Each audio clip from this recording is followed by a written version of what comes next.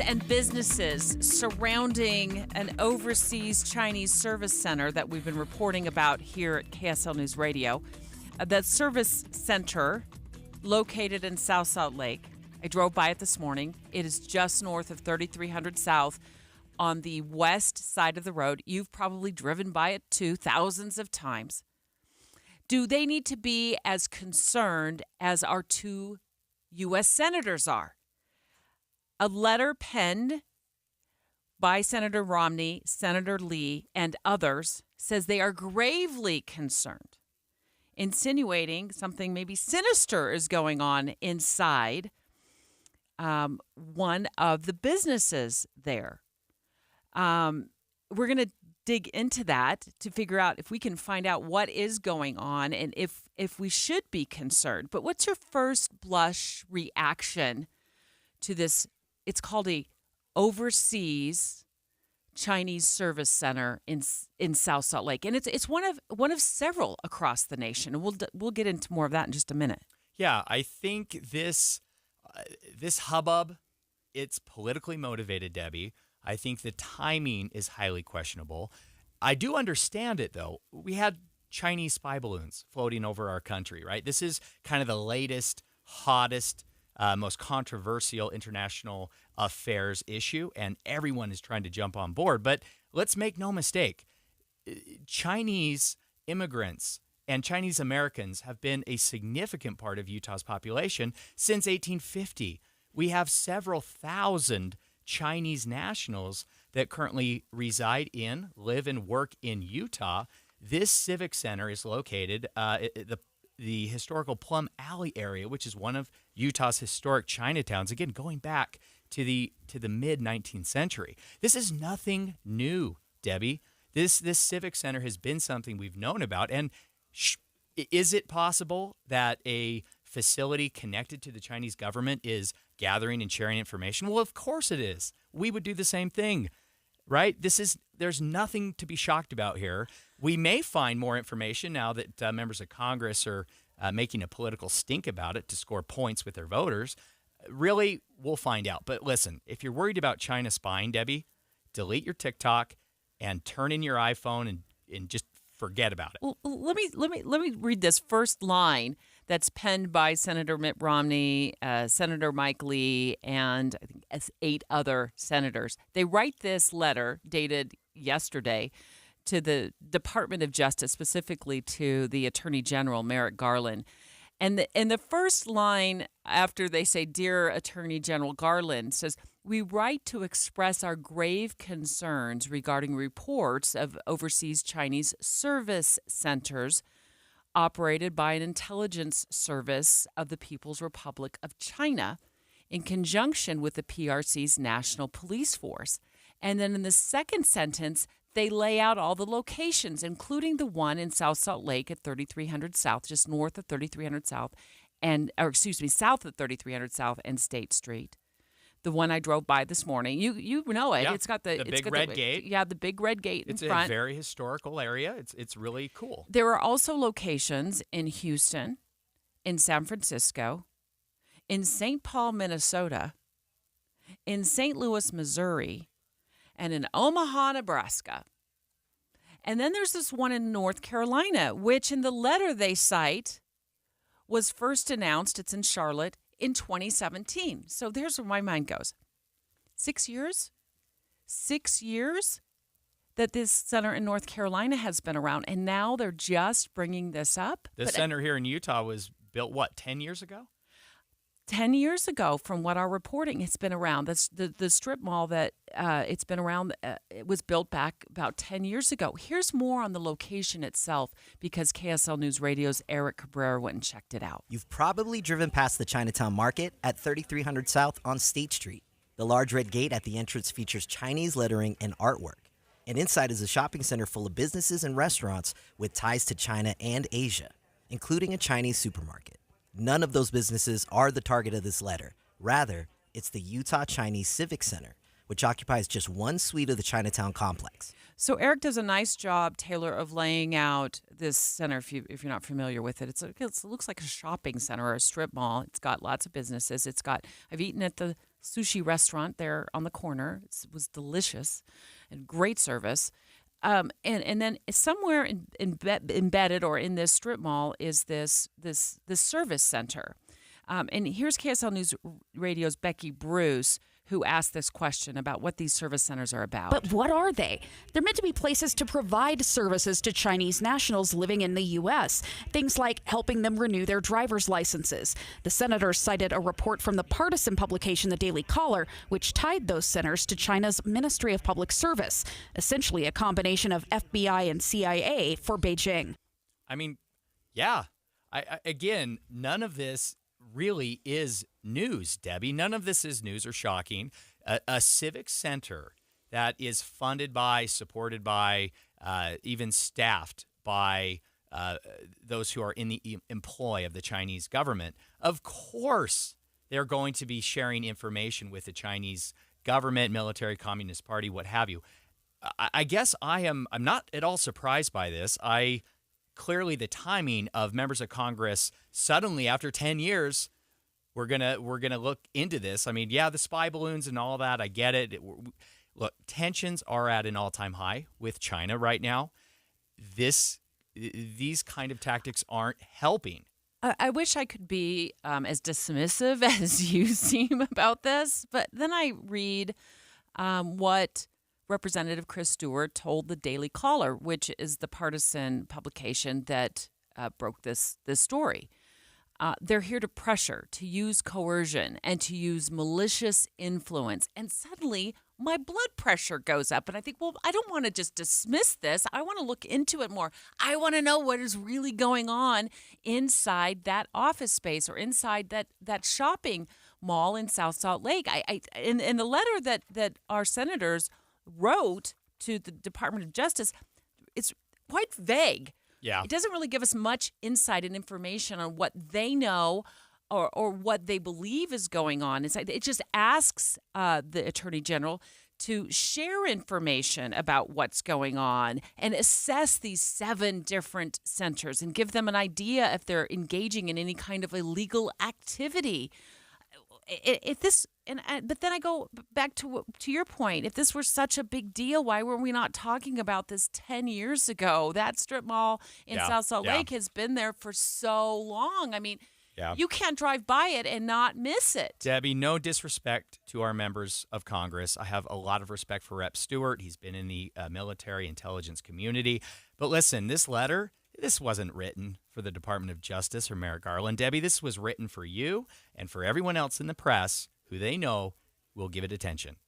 That's the intent of this letter. That is the goal. It is politically motivated. My mind goes to the people who live in that area and the businesses who are operating in that area, and also the city of South Salt Lake. Yeah.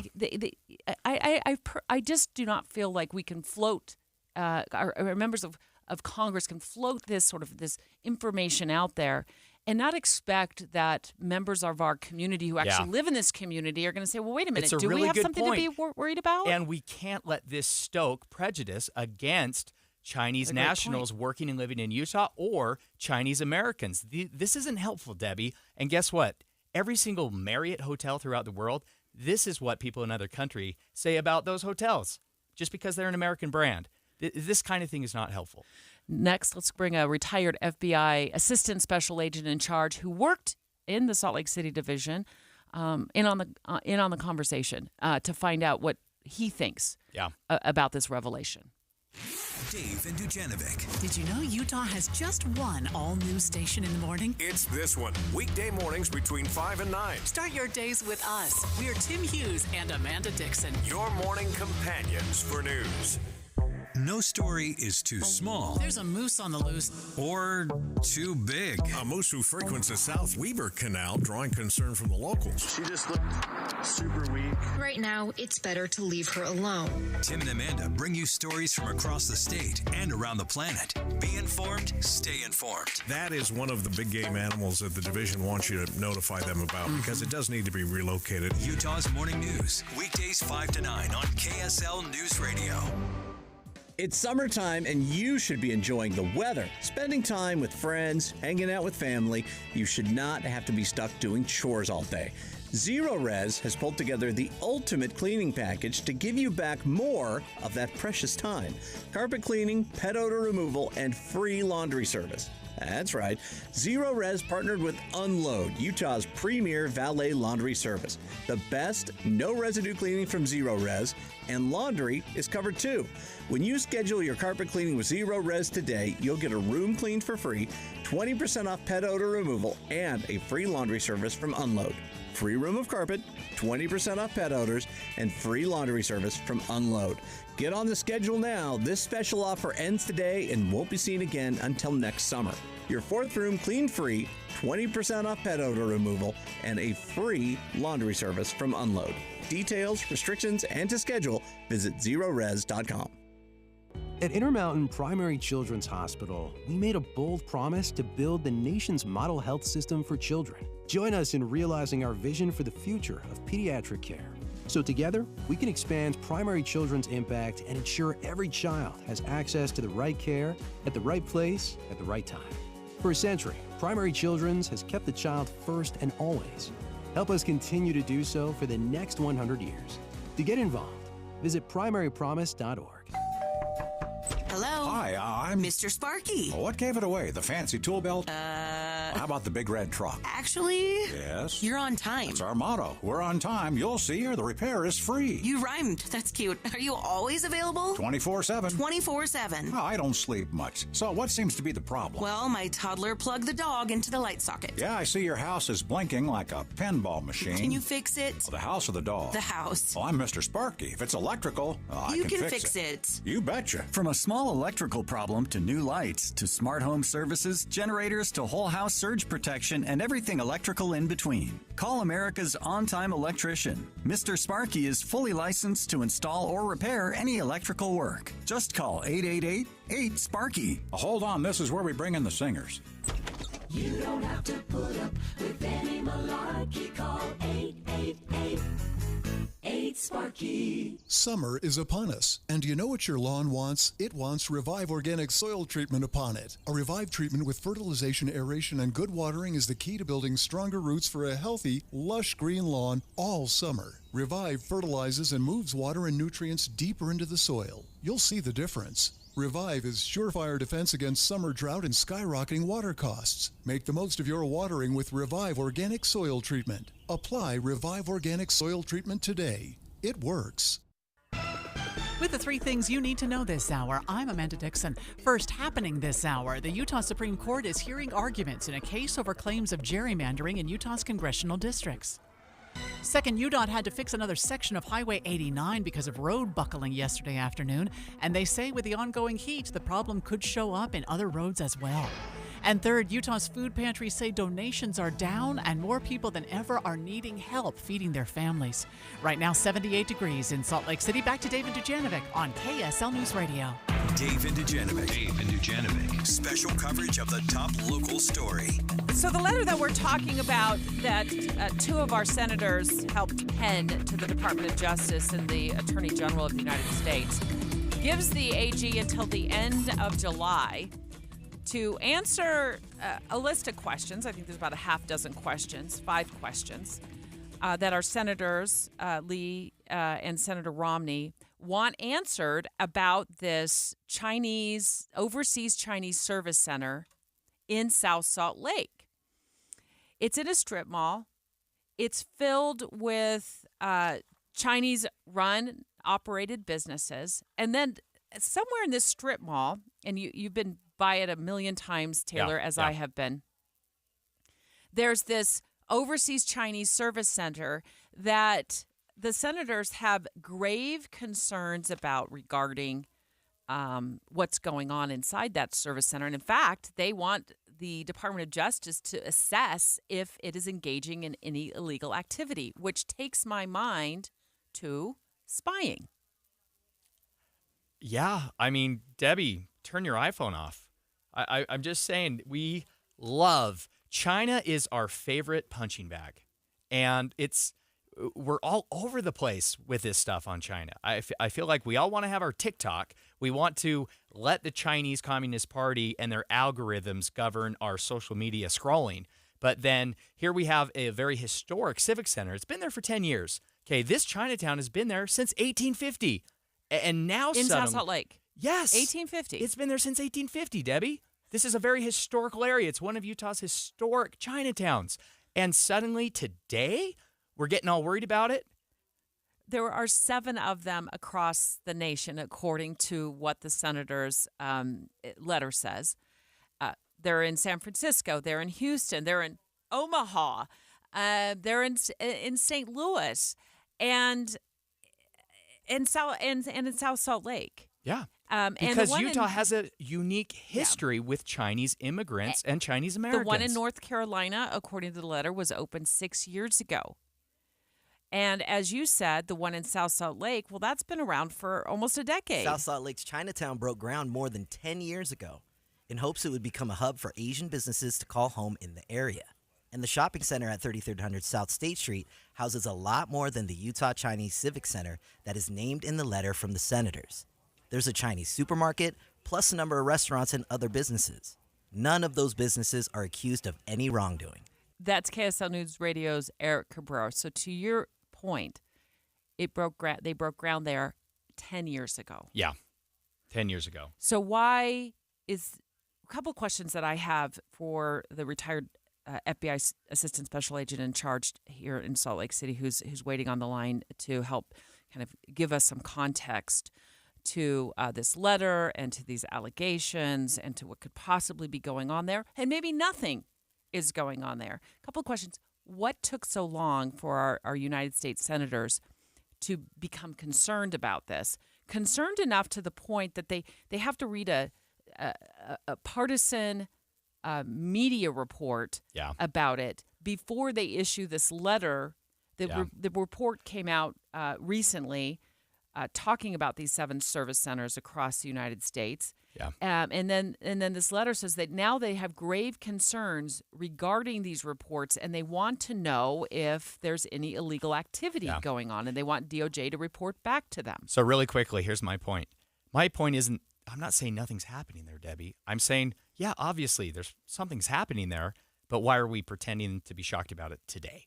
That's my point. Ken Porter, retired FBI Assistant Special Agent in charge here in the Salt Lake City Division. Good morning. Hi, Deb. How are you? Good. Curious. I don't know if anything sinister is going on inside that building, but you know, if I read you what Representative Chris Stewart told the Daily Caller, they're here to pressure, to use coercion, and use malicious influence. So it makes me feel as though something sinister is going on inside there. But what's your take? So I would say this to begin with. I don't think the average Utah citizen has anything to worry about regarding this center that is the focus of this letter. Now, there's no question that the Chinese government and the Chinese intelligence service is one of the most proactive and aggressive intelligence services on the planet. They look to exploit their contacts throughout the world. They look to exploit their citizens around the world to gather intelligence that will be beneficial to the Chinese Communist Party and to the Chinese government as a whole, especially to the Chinese, the People's Army, the military arm of the Chinese Communist Party. Yeah, Ken, thank you so much for joining us, former retired FBI Assistant Special Agent in charge. Ken, I don't want to be dismissive of this, and as you said, we know that the Chinese Communist Party, the Chinese government, is very aggressive with intelligence, espionage, and so are we, right? We do this as well.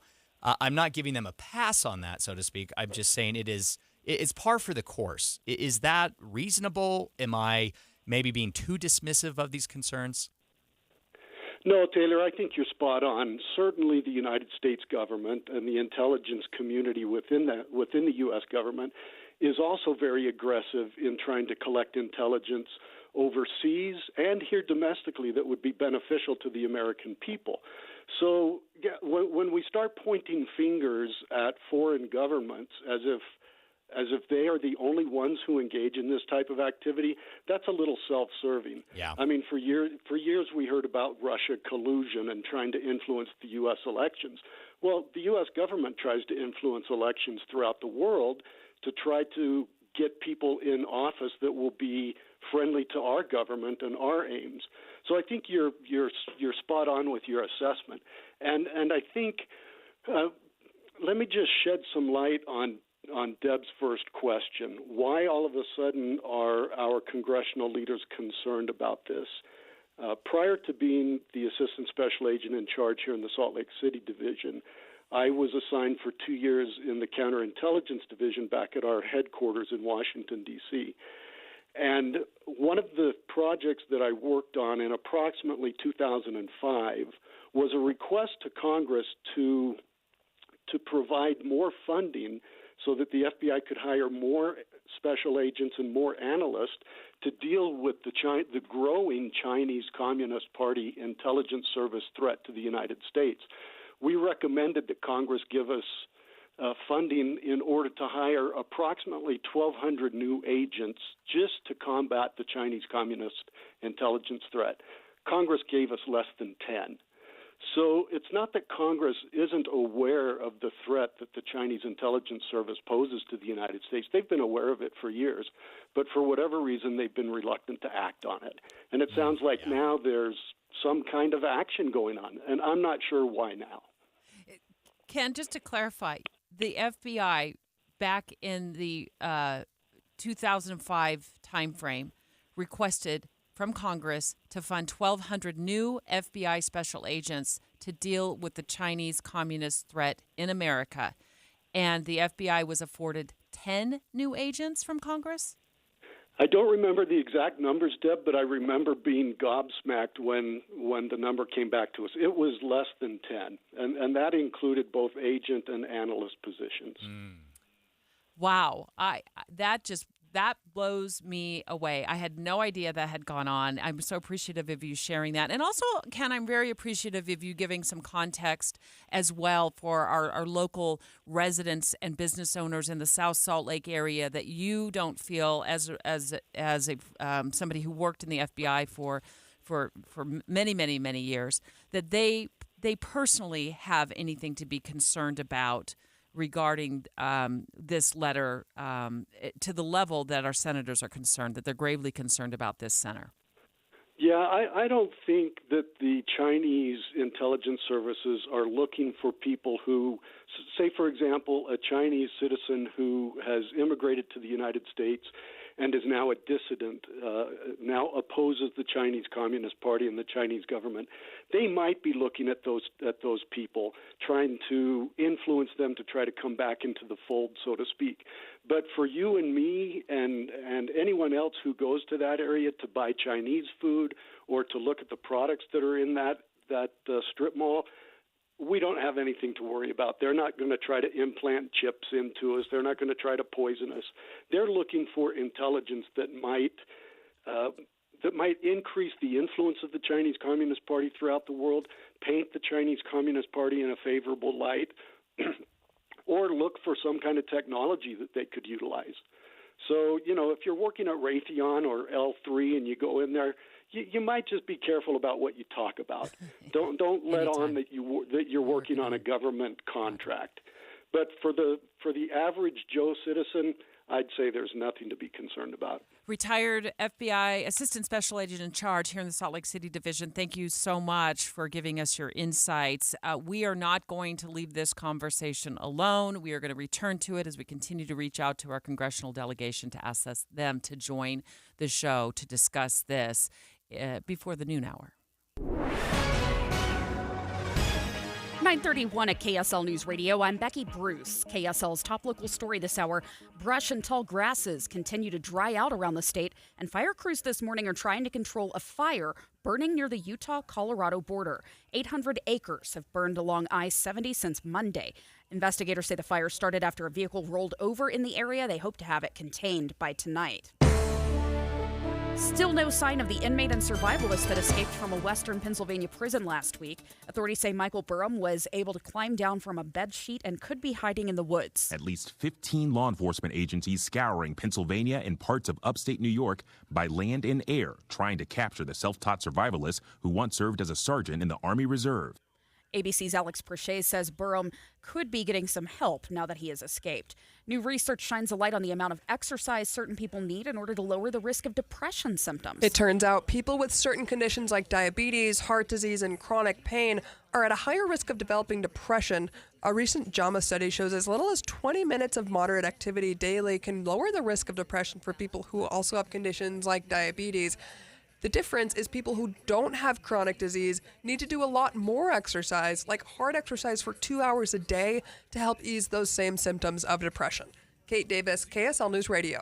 Your money at this moment. The Dow is up 145 points at this hour, back above 34,000 for the first time in a couple of weeks.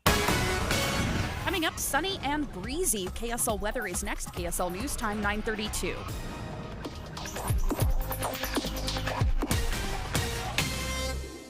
What do you need to hear in the morning to feel ready for the day? Important news that happened overnight, the traffic you'll hit on the roads. You'll be ready for your day with us. Join Utah's Morning News 5 to 9 on KSL News Radio.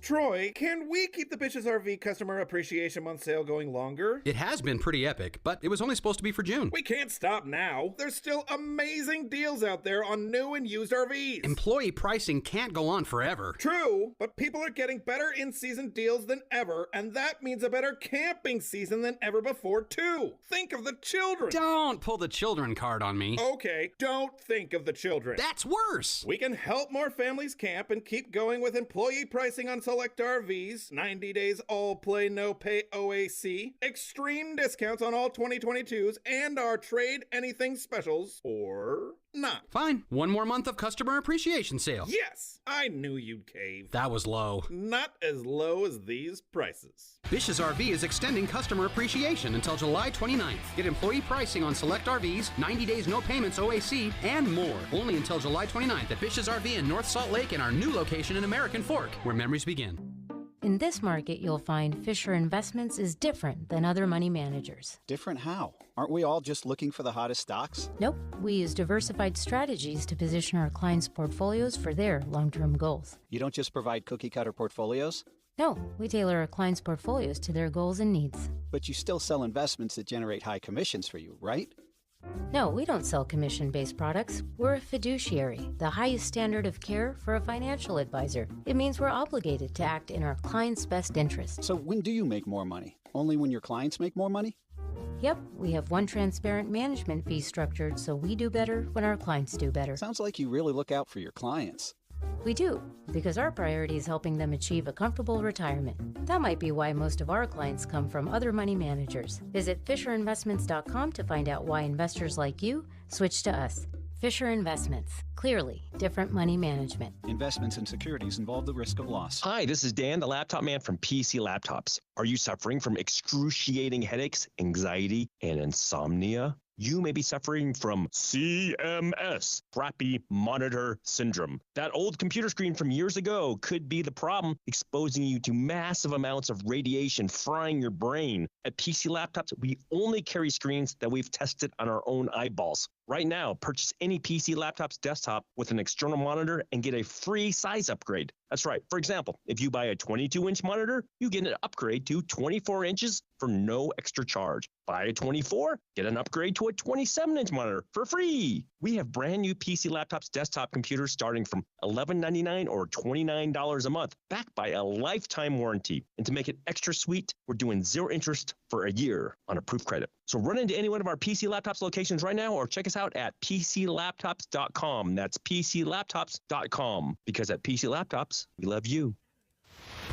Traffic and weather together brought to you by Granite Credit Union's high-yield savings certificates. Here's Lynn Thomas. Thank you, Becky. As you make your way in Davis County, we still have a little bit of slowing southbound I-15 through the Kaysville area from just before 200 North down to the ponds, and then you're in good shape. A little bit of slowing again in Farmington toward the Legacy Split southbound.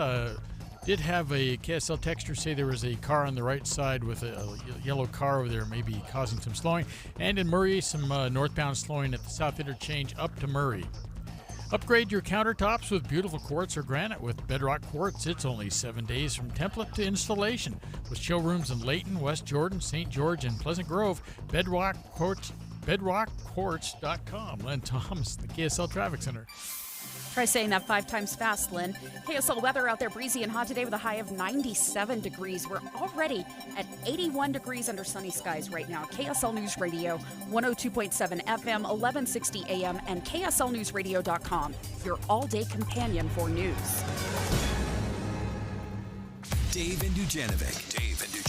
Let's talk about the race for the 2nd Congressional District. That is Representative Chris Stewart's soon-to-be open seat after he resigns his position to go take care of his wife, who's been ill.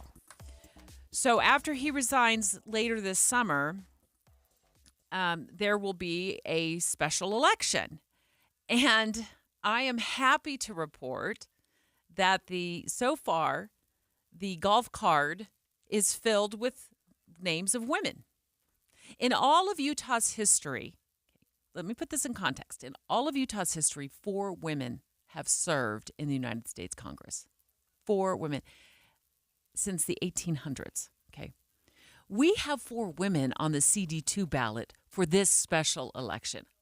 It's historical. This is a big deal to me. And Taylor Morgan, you've been a political consultant. I'm so glad you're here. You're filling in today for Dave Noriega. I appreciate that. Also glad that you can bring us what you know about this race because you have been so intimately involved in following it. Yes, definitely. And Debbie, I agree.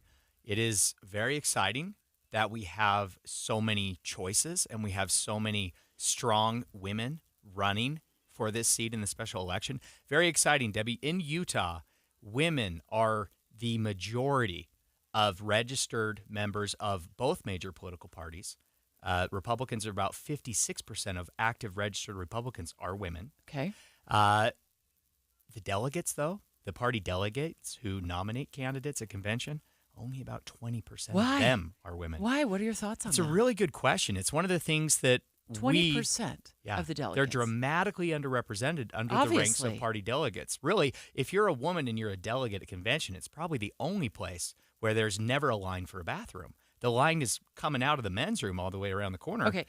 So I have to ask a question. Yeah. Are women being held back from being delegates? So that is a very good question. It's something that I've spent a lot of time exploring over the last decade. It was one of the reasons behind Count My Vote back in 2012, which you were in part 2013. Of, right? One of the main concerns is that the caucus convention process was structurally exclusive, meaning you had to show up in person on a weeknight, on a school night, when you're taking once the kids every to soccer couple practice years and doing homework. Yeah, the only way to do that was to be there in person. People have lives. Utahns have kids. They're busy. They're working.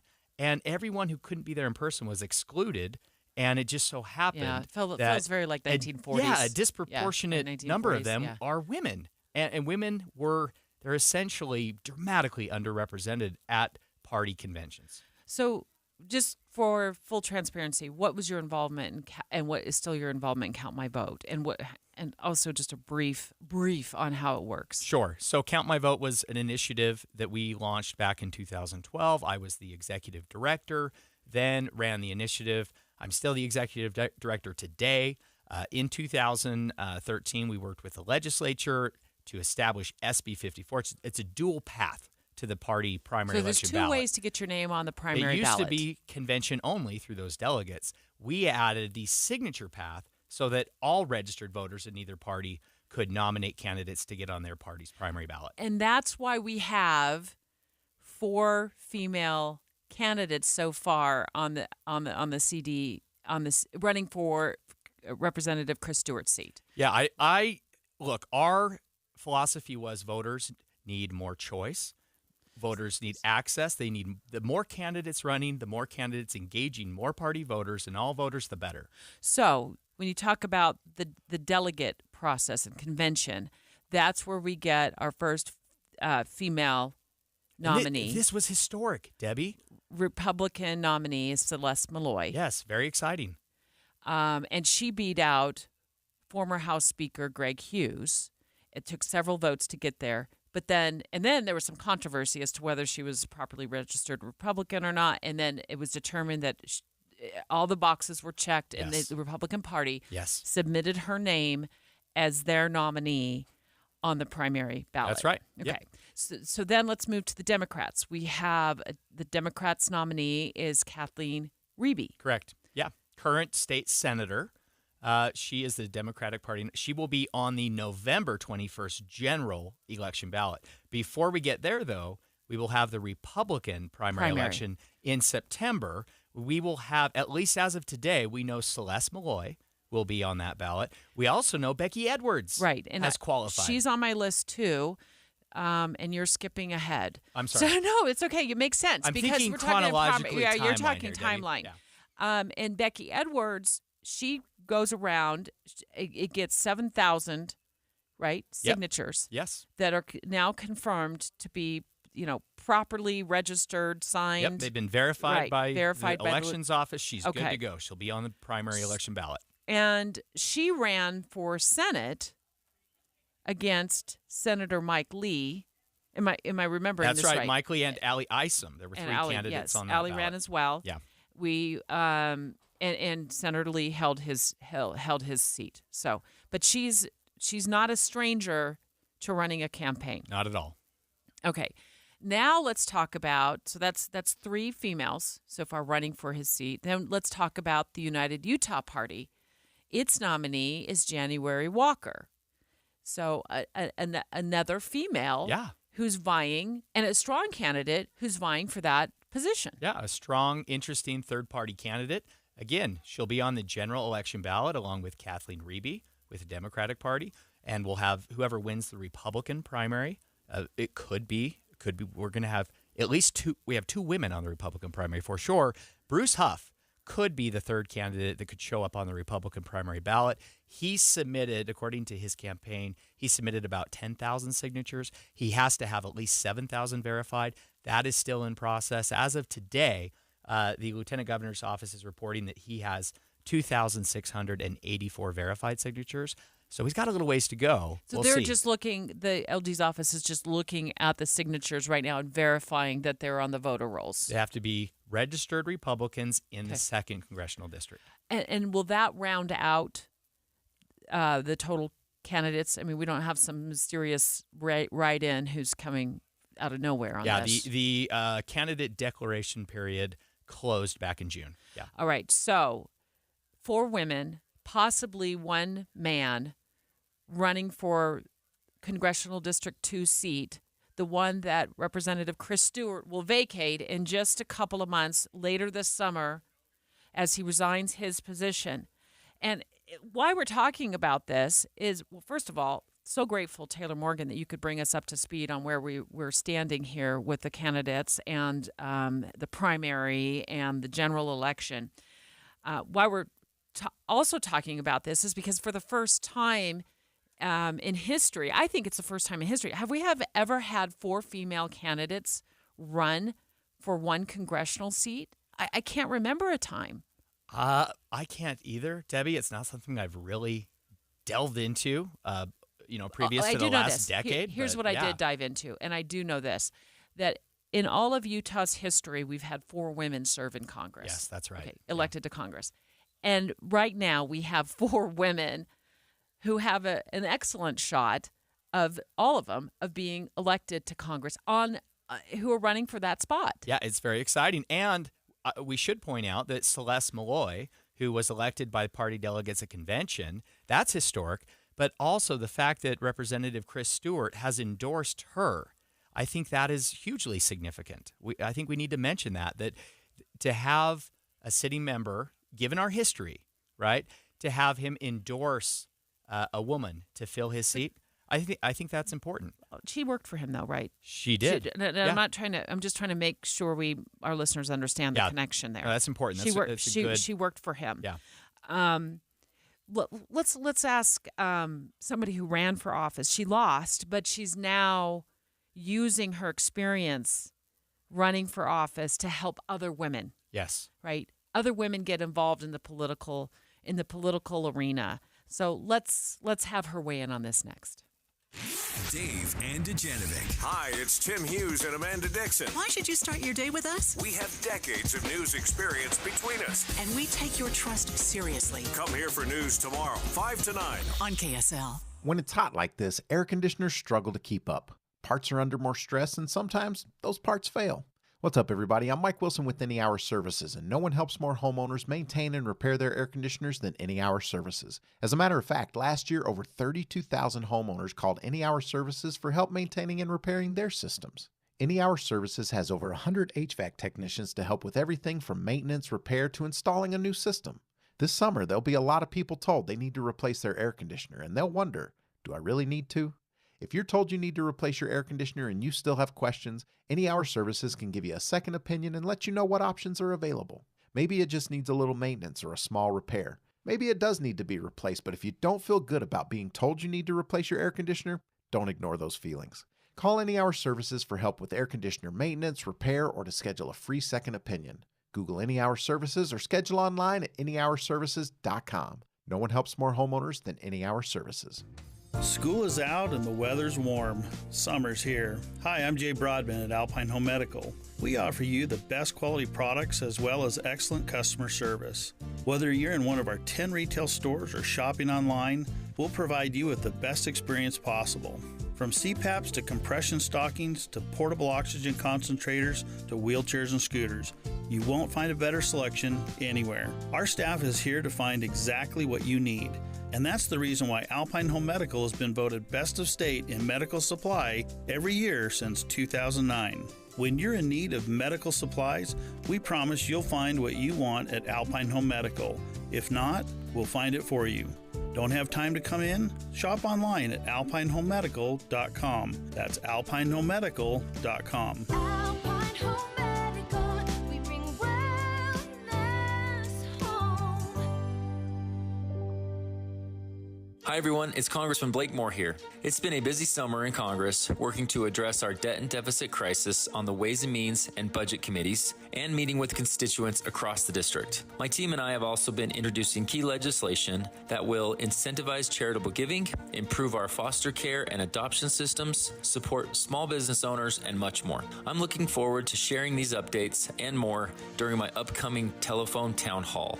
Please join me on Thursday, July 13th at 6 p.m. for an interactive teletown hall where I will take your questions and engage on topics that matter most to Utahns. Tune in on Thursday, July 13th at 6 p.m. by dialing in at 833-305-1678. That's 833-305-1678. Learn more on my website at blakemore.house.gov. Thank you, and I look forward to talking to you soon. Paid for by official funds authorized by the House of Representatives. You heard the call of spring and went to town planting your yard and garden. Everything's in, not too shabby, but you still could use a little help. After all, when you dress things up, it's the little things that zero in on the oohs and ahs, like a nice top dress. No, not the one with those expensive shoes in your closet. Top dress as in compost, bark mulch, and decorative rock for your just about beautiful yard. Oh, and by the way, with 2 to 3 inches of that covering, you help keep the weeds out, save water, and keep the plants cooler. So how do you put those finishing touches together? You call the Dirt Bag. The Dirt Bag makes dressing up your yard so much easier. They'll deliver your bag of bark, mulch, or decorative rock right to your driveway. They'll also deliver loose product in bulk. Or you can pick it up if you like just west of Mountain View Corridor at 6054 West, 9790 South in West Jordan. This is one Dirt Bag you'll love. It helps save you money and time. Order your bag now at thedirtbag.com. That's thedirtbag.com. With the 3 things you need to know this hour, I'm Becky Bruce. First, the Utah Supreme Court is hearing a case today accusing the Utah legislature of gerrymandering the state's congressional districts. Second, Utah Senator Mike Lee is among those in Congress criticizing the idea of adding Ukraine to NATO while Russia's invasion continues. And third, Sweden will become a new member of NATO after Turkey's president agreed to put aside his differences with Swedish leaders. Right now, it's sunny and 81 degrees in Salt Lake City. Back to Dave and Dujanovic on KSL News Radio. Dave and Dujanovic. So in all of Utah history since 1896, 4 women have been elected to the U.S. House of Representatives. I don't think we've had a single female senator, Taylor. There are 4 women on the ballot for the Congressional District 2 race, for Representative Chris Stewart's seat. 4 women.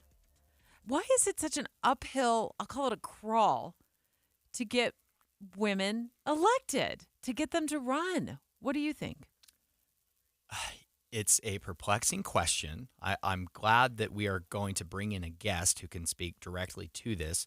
Having worked in Utah politics now for 15, 16 years, Debbie, here's my personal experience. I began my career in political campaigns by running my mother's legislative campaigns for the Utah House and the Utah Senate. And who's your mom? Karen Morgan. I did not know that. Yeah. Hi, Mom. Yeah. Hi, Mom.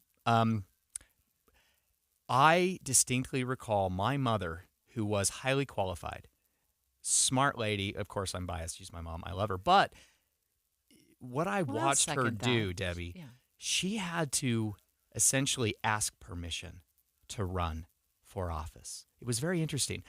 I don't know that any male candidate feels like they have to ask for permission to run. In Utah, I think some of our strongest, highest caliber public officials are indeed women. I think the more women we have in public office, I think the better it is for all of us. And it's important that, again, the vast majority of all voters in Utah are women, 55, 56%. That should be reflected in the ranks of our public officials. Let's ask Aaron Ryder, former candidate for Congress, ran against Chris Stewart in the last election. Lost, but now using your experience, Aaron, Taylor tells me you're using your experience to help women get into politics. That's right. Yes, and thank you so much for having me this morning. It's always great to be here with you both. Do you I think do you find that women? Do you find that women have to ask permission, or they feel like they have to ask permission even today? That's an interesting question. I think maybe it depends on the woman. I didn't necessarily feel like I needed to ask permission, and I didn't ask anybody if I could run. But I know that there's definitely a dynamic where a lot of people feel like a lot of women feel like they need to be pushed to run. They need to be asked several times to run before they even consider stepping into public office. And it's really interesting because you think about, I know in Utah we have some cultural dynamics here where it might seem strange to see a woman in a leadership role. But the truth is women are natural leaders in our communities all across this state. They run these communities, school boards, community organizing efforts, church efforts, all sorts of things. Women are in pretty serious leadership roles. They just may not be the traditional leadership roles that we're used to. And public service really should be a natural extension of the roles that women are already doing. But maybe it just needs, we need a little bit of a paradigm shift to recognize some of the leadership efforts that women are already bringing to the table. Aaron, you ran as a Republican for Congress in 2022. And this is my opinion, Debbie, so hot take here. I want to give credit to the Democratic Party in Utah. Among all Democratic legislators, all but one, in the Senate at least, all but one are women. The Democrats in the legislature at least do a much, much better job of electing women. In my opinion and experience, this tends to be very much a Republican problem, it seems, especially at Republican conventions. Aaron, can you share what your experience was like going through the Republican Party convention as a strong female candidate in 2022? Sure. So I like to joke that the convention is the only place I've ever seen a long line for the men's room and no line for the women's room. I made that joke earlier, Aaron, and I have to give you attribution. I heard you say that, so I've stolen your line. You said it better, Aaron. Of course. Well, thank you. I appreciate that. It definitely, if you're not, we have evidence to show this, right? But if you are not used to seeing people in leadership roles, then I mean, there's a reason they call it the glass ceiling, right? It's difficult to break through that if you're just not used to seeing it. And I think that one of the really interesting things about this special election race is that, like you said, Debbie, at the beginning, there are 4 women on a ticket, but we have one of those women actually won the convention. And that's incredible. We have some really incredible Republican women. And I think our party leaders are aware of this, but we need to make it normal for women to win in convention, because there are fantastic female candidates out there that are very conservative and very much part of the Republican Party. We just need to get them to a place where they're winning convention. Yeah. Really quickly, Erin, I want to ask about you've launched a new PAC, a political action committee here in Utah called Utah Women Lead. Can you tell us about that and what you're trying to do? Absolutely. So this comes out of my own experience running. I found that it was difficult in some ways to find access to resources as a Republican woman. I think the Democratic Party in Utah has done a pretty good job of training and mentoring female candidates. And I want to be mindful when I say this, because the Republican Party leaders were very supportive of me in many ways. But having access to resources is just difficult as a Republican woman. And so I started this PAC with the intention of supporting other conservative women who are running. And, that might sound strange because the Republican Party is the dominant party in the state. But it's true that, we need to provide a forum for these strong community leaders to feel like they have resources to run in terms of fundraising, et cetera. So that's the goal for this.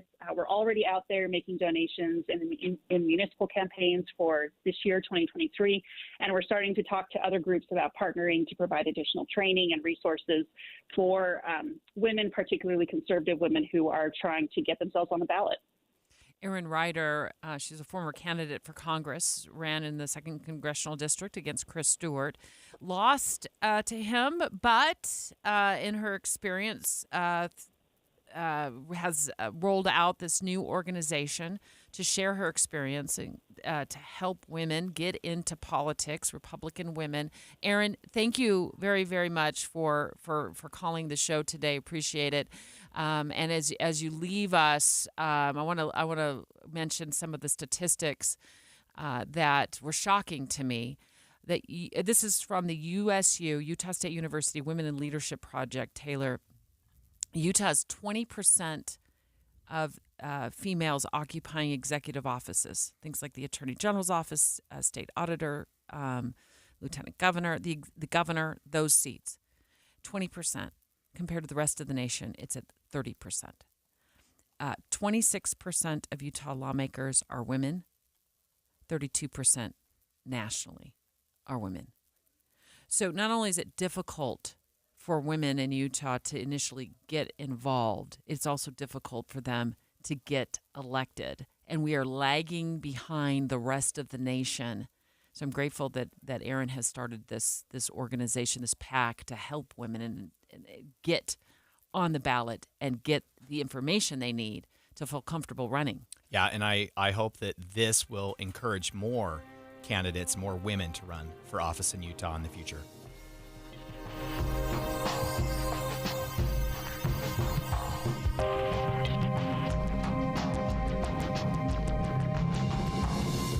KSL FM Midvale, KSL Salt Lake City. Listen on the KSL News Radio app and in your car at 102.7 FM. KSL News Radio, your all-day companion for news.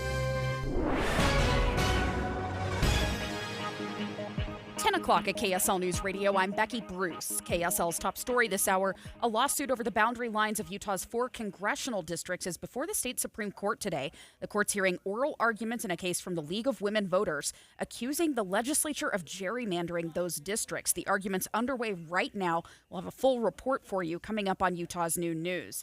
Utah senators are calling for an investigation into Chinese service centers around the country, including one located in a South Salt Lake strip mall. Retired FBI Assistant Special Agent in Charge Ken Porter tells the Dave and Dujanovic show, everyday Utahns don't need to worry about shopping there yet or being a target. They're looking for intelligence that might increase the influence of the Chinese Communist Party throughout the world, paint the Chinese Communist Party in a favorable light, or look for some kind of technology that they could utilize. He says the U.S. government has been aware of the Chinese efforts to gather intelligence for many years. Our top national story is breaking news just into the KSL newsroom. A federal judge ruled Microsoft can close a $69 billion deal to buy video game company Activision, the creator of Call of Duty. The judge says the FTC has not shown that this merger will substantially lower competition. It is considered a setback to the Biden administration's work to pump the brakes on big mergers. Your money at this moment, the Dow is up 215 points right now, the S&P 500 up 20, the NASDAQ up 52. Coming up, I see triple digits in the 7-day forecast. KSL weather is next. KSL News Time, 10:01. We have enough people running around Broadcast House at 4 in the morning to field a football team. Producers, reporters, the traffic team, and us. This is Tim and Amanda. Join us each morning from 5 to 9 on KSL News Radio. It's summertime and you should be enjoying the weather, spending time with friends, hanging out with family. You should not have to be stuck doing chores all day. Zero Res has pulled together the ultimate cleaning package to give you back more of that precious time. Carpet cleaning, pet odor removal, and free laundry service. That's right. Zero Res partnered with Unload, Utah's premier valet laundry service. The best, no residue cleaning from Zero Res, and laundry is covered too. When you schedule your carpet cleaning with Zero Res today, you'll get a room cleaned for free, 20% off pet odor removal, and a free laundry service from Unload. Free room of carpet, 20% off pet odors, and free laundry service from Unload. Get on the schedule now. This special offer ends today and won't be seen again until next summer. Your fourth room clean free, 20% off pet odor removal, and a free laundry service from Unload. Details, restrictions, and to schedule, visit zerores.com. Troy, can we keep the Bitches RV Customer Appreciation Month sale going longer? It has been pretty epic, but it was only supposed to be for June. We can't stop now. There's still amazing deals out there on new and used RVs. Employee pricing can't go on forever. True, but people are getting better in-season deals than ever, and that means a better camping season than ever before, too. Think of the children. Don't pull the children card on me. Okay, don't think of the children. That's worse. We can help more families camp and keep going with employee pricing on select RVs, 90 days all play no pay OAC, extreme discounts on all 2022s, and our trade anything specials, or not. Fine. One more month of customer appreciation sale. Yes, I knew you'd cave. That was low. Not as low as these prices. Bish's RV is extending customer appreciation until July 29th. Get employee pricing on select RVs, 90 days no payments OAC, and more. Only until July 29th at Bish's RV in North Salt Lake and our new location in American Fork, where memories begin.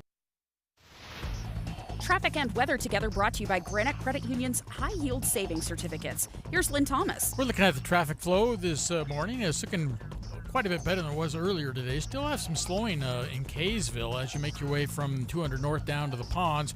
Otherwise, I-15 is in good shape all the way through the valley. Still a little bit of southbound slowing Murray down to Midvale. And there was a crash up there at Kimball Junction on I-80 eastbound, but I don't see that in the cameras anymore. Plan your Bear Lake vacation and check out their fun events happening all summer long. County Fairs, Bear Lake Monster Swims, and the Caribbean Cruise Motorcycle Rally. For more information, visit bearlake.org. Len Thomas in the KSL Traffic Center. KSL weather breezy and hot the next several days with highs in the mid-90s. Heating up by the weekend, we'll have a return to triple digits by Sunday. Right now, it's 82 degrees under sunny skies at KSL News Radio, 102.7 FM, 1160 AM, and KSLNewsRadio.com, your all-day companion for news. Dave and Dujanovic.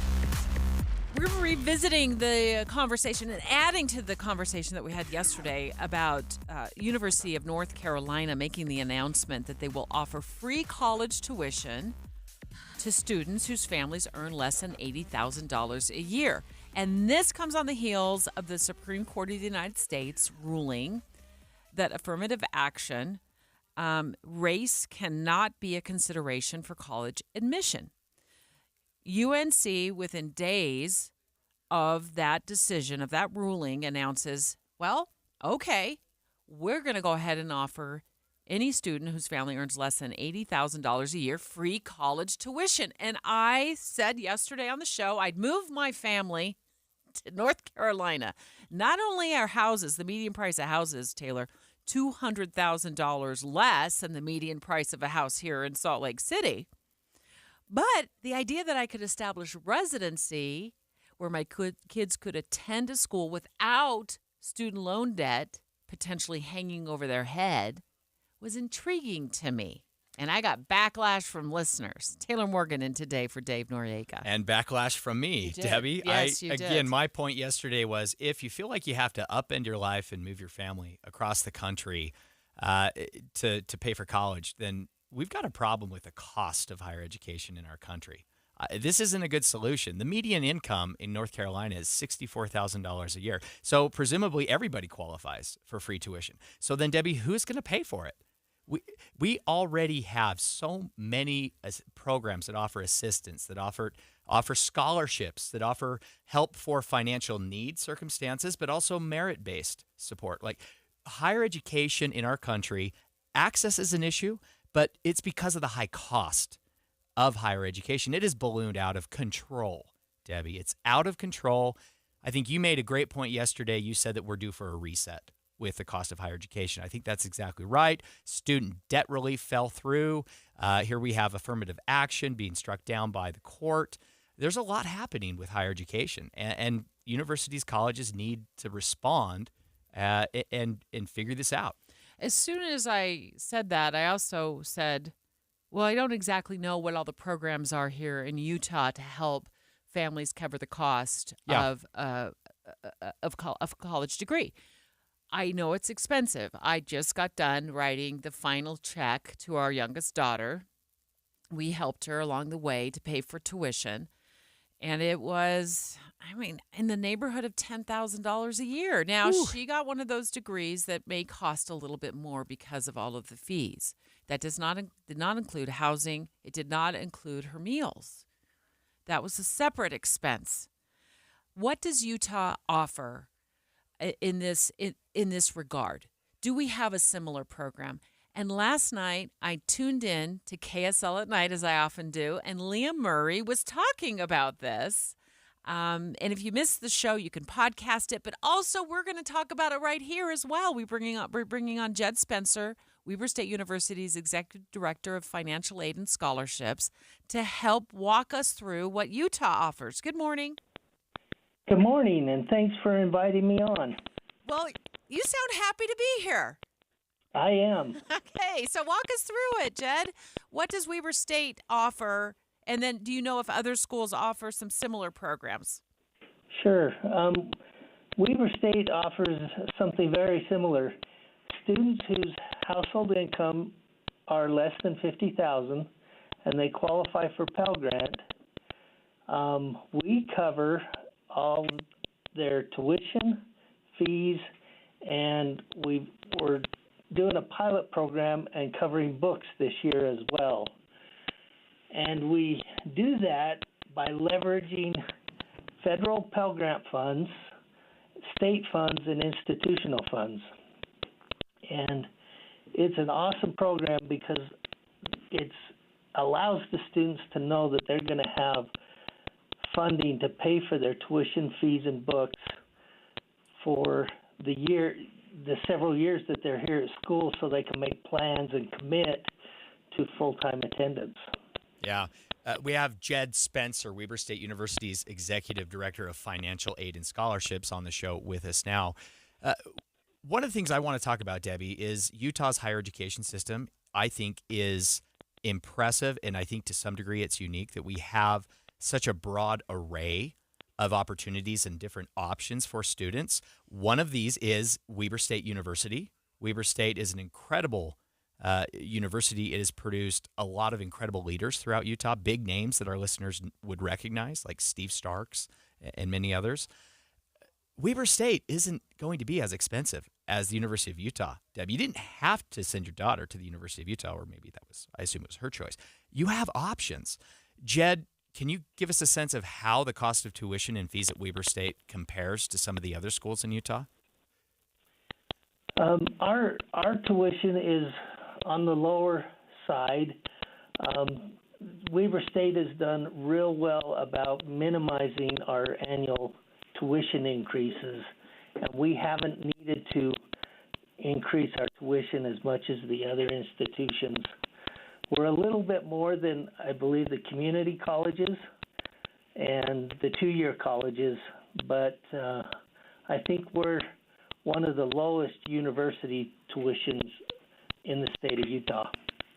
Jed, before we let you go, how do families find out about this program where any family earning less than $50,000 a year can get compensated regarding their child's tuition, or can get tuition covered? So it's fairly easy. They just need to complete the FAFSA by April 1st, prior to the fall that they're going to start. And then we go out as we process the FAFSA, we identify the students and put on the awards. So it's really important that the students complete the FAFSA. Has there been any discussion at all about raising that income cap due to the cost of living just out of control? And it's $1,500 a month just to rent a one-bedroom apartment these days. Has there been any discussion to that end? I look at the University of North Carolina. I look at what Minnesota's doing. It's now at $80,000 a year. What's Utah doing? Do you know? Here at Weber State, we evaluate it every year, and we recently moved it from $40,000 to $50,000. And the other schools are looking at, if they have an income threshold as well. But the state of Utah has put a lot of money in to help all the schools in the state follow a similar program. Thanks, Jed. Jed Spencer, Weber State University's Executive Director of Financial Aid and Scholarships, telling us that they've recently bumped up that income cap from about $10,000 a year, from $40K to $50K, where students can then apply and get their tuition covered. And potentially they're looking at maybe even covering books now as well. Oh, books. Do you remember when the first time you had to buy college textbooks or you for rent your daughter? them now? It's well, crazy. I remember I bought my college textbooks, but they rent them now through Amazon. That's what we did. I went to college before the days of Amazon, Debbie, and it was wild. No, it's expensive, and if you don't get it back on time, no, trust me, I got the notifications from Amazon. I would drive to her apartment and be like, I'm here to pick up the book because I'm going to make sure it gets back to Amazon because I don't want to be charged that $200. I like to hear that Utah is on par with what other states are doing. I worry that income cap does not compensate, doesn't take into context the expense of living in Utah now. When you go to North Carolina and you look at Zillow, it's $315,000 or $318,000 the median home price. But those homes aren't anywhere near UNC campus, right? Okay. I don't know. I'm just telling you, when you look at Salt Lake City, they're $500,000. Yeah. So I still get a better deal on a home, the potential to get a free college tuition. And here's the other thing I have to look at. And I'll be honest with you, as I look back, I worked full time plus. Yeah. These aren't 40-hour-a-week jobs that, a lot of us are working. We're working 50, 60 hours a week and taking work home with us. Would that $80,000 a year annual cap given me an opportunity to think about staying at home as a full-time mom to my 3 kids? Yeah. My husband was a police officer. We kind of knew financially where his income was going over the years. We probably, if he would have stayed on patrol or detective, he probably would have never gotten above that $80,000 a year income cap. So it's a game changer. I think it's worth thinking about. It's worth talking about. And we're not done yet. Next, President Biden has a plan B for his failed student loan forgiveness. Oh, boy. What's this going to be? Program that was struck down by the Supreme Court. What's it going to be? Well, why don't we find out next? Dave and Dujanovic. Before Dave and Debbie get started each day, this station is all news all morning. And later today, we follow up on those stories as you drive home. Get important news all morning and all afternoon. Here on KSL News Radio. Utah roads. That's a bad one. Ouch. Are in rough shape.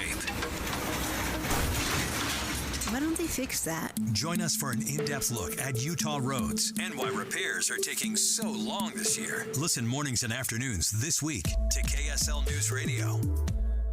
The Zero Res deal is on. Ending today, get a 4th room free, 20% off odor treatments, and a free laundry service. Call for all the details, zerores.com. Pelvic congestion syndrome, or pelvic venous congestion, is an important but often overlooked cause of chronic pelvic pain. It's estimated that up to 30% of patients with chronic pelvic pain may actually suffer from a symptomatic pelvic venous disorder.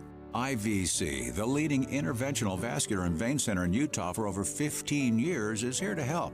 Typical symptoms of pelvic venous congestion include dull achiness and heaviness in the pelvis, often made worse by prolonged standing. Well, it can often be successfully treated with a minimally invasive procedure called embolization. Pelvic venous embolization requires little or no downtime and is performed in an outpatient setting. Nearly 85% of women treated experience significant relief of their symptoms. If you suffer from the symptoms of pelvic venous congestion, let the experts at IVC help. Visit ivein.com for more or call 801-379-6700 today. As IVC has been saying for years, life starts when the pain stops. Yeah, I'm so stressed. Our business is growing. We've got people all over now. Ooma. What is that? Meditation? I'm recommending the Ooma cloud phone system with auto attendant and more than 50 features.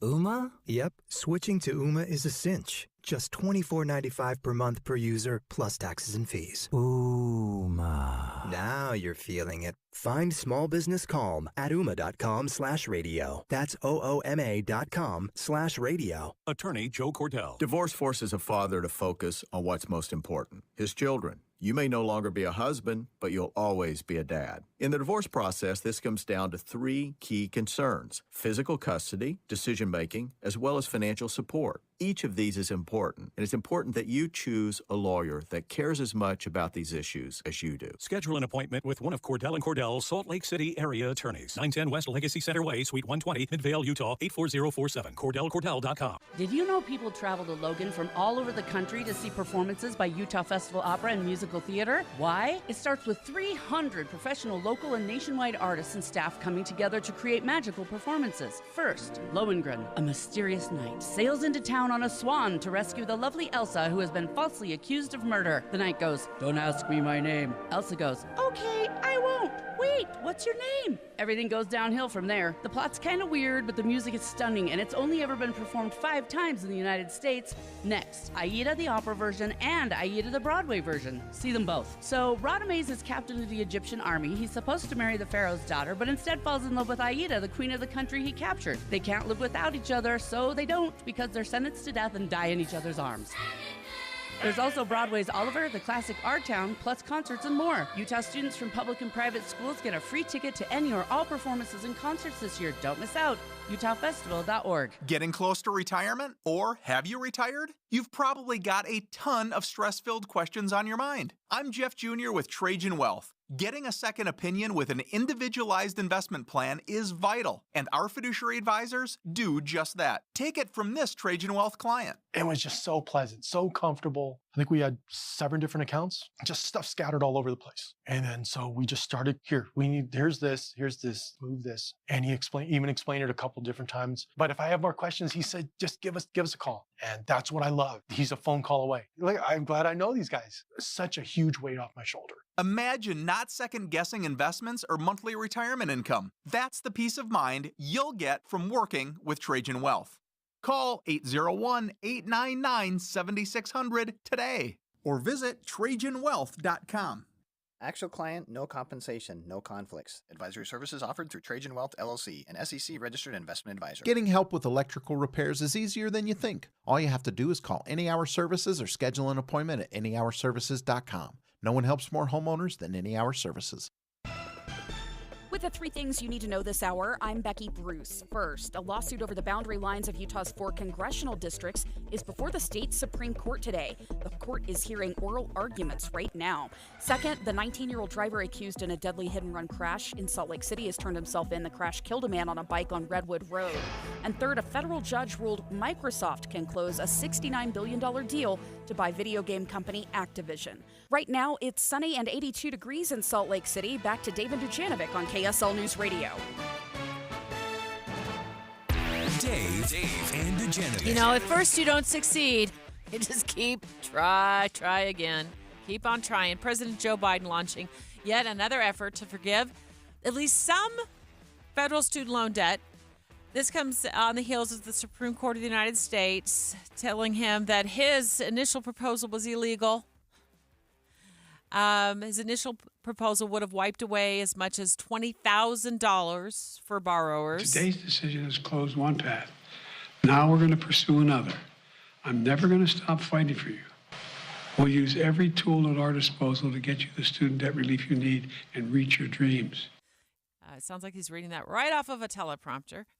Well, he got through it, so let's give him credit Taylor for Morgan that. in today for Dave Noriega. In a moment, we're gonna talk more about this with Jay Evenson of the Deseret News. He wrote an opinion piece about this latest idea that's being floated, the new approach based on the Higher Education Act of 1965. Ooh. Which provides government-backed student loans and grants the U.S. Department of Education the ability to either compromise, waive, or release loans. That's a lot of legal jargon. They're going back more than half a century to see if they can help out students who are saddled with debt. I mean, back then, Congress passed laws, Debbie. That doesn't happen today. So I guess we have to go 50 years back to try to find something that's already on the books. Jay, what do you know about this Plan B? Well, hi. Thanks for having me on the show. Well, it's kind of a Plan A light in a way, but it's still going to end up with a lot of loans being forgiven. So the one thing he's going to do here is, first of all, is create a 1 year, what he calls an on-ramp, for borrowers who have to begin restarting their monthly payments on their loans. Remember, they haven't paid since the pandemic began. It was actually President Trump that put an end to or a temporary halt to the repayments. Those will begin again in October. But the president says under his Plan B, if they happen to miss a payment during the first year of repayment, they will not be considered delinquent. They would not be reported to credit bureaus or to debt collectors. Then he changes some of the other things here. Borrowers with undergraduate loans would have to pay no more than 5% of their discretionary income per month. And he's raising what he considers to be non-discretionary income to 225% of the federal poverty level. And loans with balances under $12,000 will be forgiven after 10 years. Now, the clock on that begins when you graduate from college. So a lot of people will have that forgiven immediately. Others, it'll be in a short timeline. The current limit is 20 years. And nobody, regardless of what type of loan you have, will have to pay beyond 20 years. You don't have to look at this too long to realize that a lot of loans are never going to be paid back in full. And it also kind of creates havoc, I think, with people taking out new loans. We have a bunch of freshmen who are going to start college in a little over a month. They're going to need loans. A lot of them, I think, will take those loans with the sort of the understanding they'll never have to pay them back. And I think that creates a lot of unintended consequences. Yeah. And Jay, in your piece, Debbie, I have to point this out. Jay agreed with my point here, and that is that the real problem here is the skyrocketing cost of higher education. None of these attempts are dealing with a fundamental base problem. We're trying to put Band-Aids on the symptoms. And Jay, I think you just made a very compelling point, and that is that all this talk of student loan forgiveness is resulting in more students assuming they can take out loans and they may not ever have to pay them back at all in full. It's creating a lot of uncertainty and I think a lot of irresponsibility in the process. And no one is talking about reducing the cost of higher ed in our country. That's the problem. And I think it's also creating division where we don't have to have it, because now this has become a right and left issue.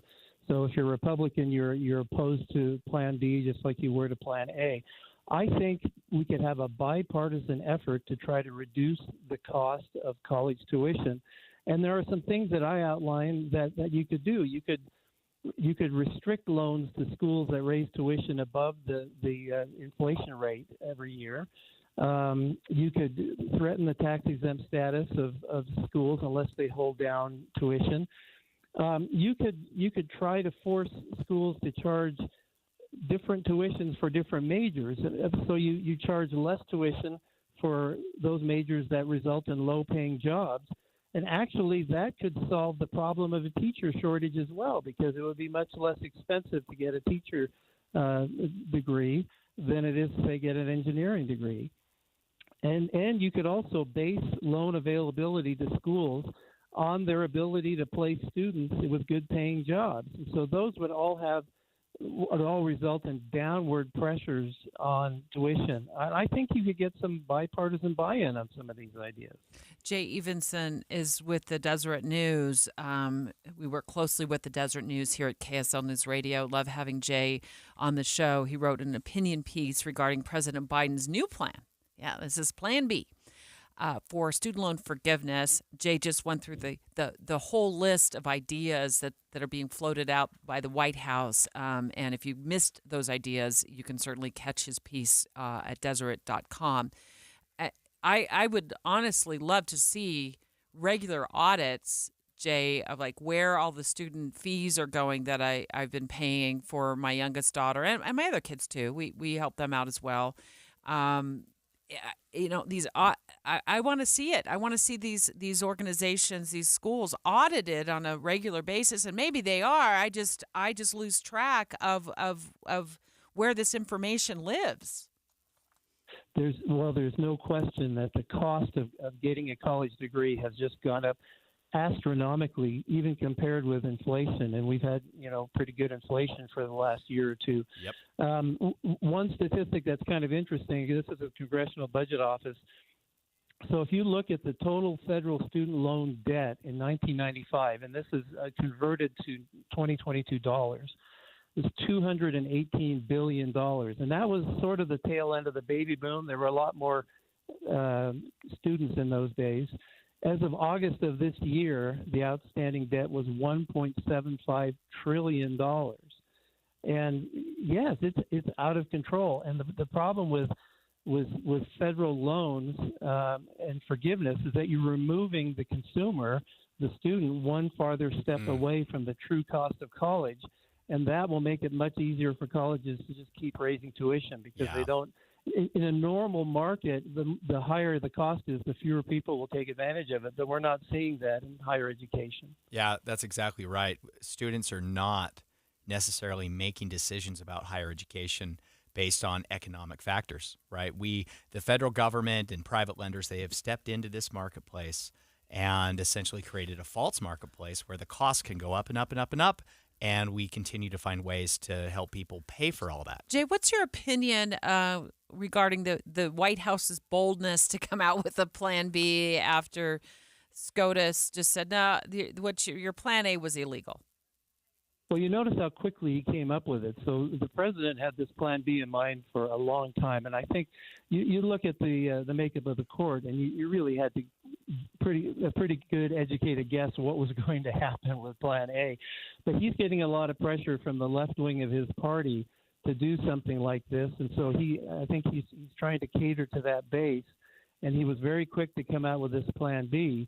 The problem I have is we're going to be wasting a lot of time on this, and there'll be court cases, and it'll take another year or two when we ought to be just focusing in on the cost of higher education right now instead of wasting time worrying about Plan A and Plan B. Yeah. Jay Evenson, Deseret News, thank you so much for joining. Excellent piece. Listeners, be sure you go and check it out at the Deseret News. Next, I want to ask our listeners, you can weigh in on this, 801-575-TALK, before we even talk about it. But let me just give you a taste of what Taylor and I are going to talk about in about 4 minutes, right after we send it over to the newsroom for the latest news and information. And that is student loan forgiveness. We just talked about it with Jay. Why are we, as a whole, in general, so opposed to forgiving student loan debt, but yet taxpayers just forgave billions billions of dollars, $755 billion in PPP loans for businesses. 1031 at KSL News Radio. I'm Becky Bruce. KSL's top local story this hour. Senators Mitt Romney and Mike Lee are among a group in Congress calling for an investigation into Chinese service centers around the country. One of those is located in a South Salt Lake strip mall surrounded by Chinese and Asian-owned stores. If you're working at Raytheon or L3 and you go in there, you might just be careful about what you talk about. Don't let on that you're working on a government contract. But for the average Joe citizen, I'd say there's nothing to be concerned about. That's retired FBI Assistant Special Agent in Charge Ken Porter, as you heard him just shortly ago here on Dave and Dujanovic. One of the top national stories we're following this hour, Microsoft has cleared a close on a $75 billion deal to buy Activision, the creator of the popular Call of Duty video game franchise. It contrasts with Biden administration's goals to slow big mergers. Your money at this moment, the Dow up 195 points, the S&P 500 up 14, the NASDAQ up 22. We have a follow to a story we told you about yesterday about the viral TikTok boating challenge. Utah Division of Outdoor Recreation Boating Program Manager Ty Hunter says it's dangerous. And you have a very good high possibility of coming in contact with the boat hull and or the propeller that's propelling this boat. Hunter says jumping from a speeding boat is just as dangerous as jumping from a moving car. Coming up, sunny and hot this afternoon. KSL weather is next. KSL News Time, 10:32.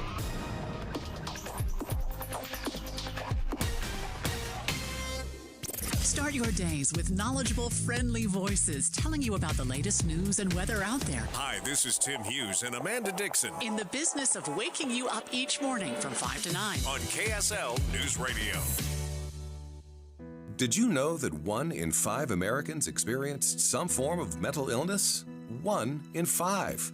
Depression, suicide, prescription, opioid misuse. Utah isn't immune to our share of challenges, but there is hope.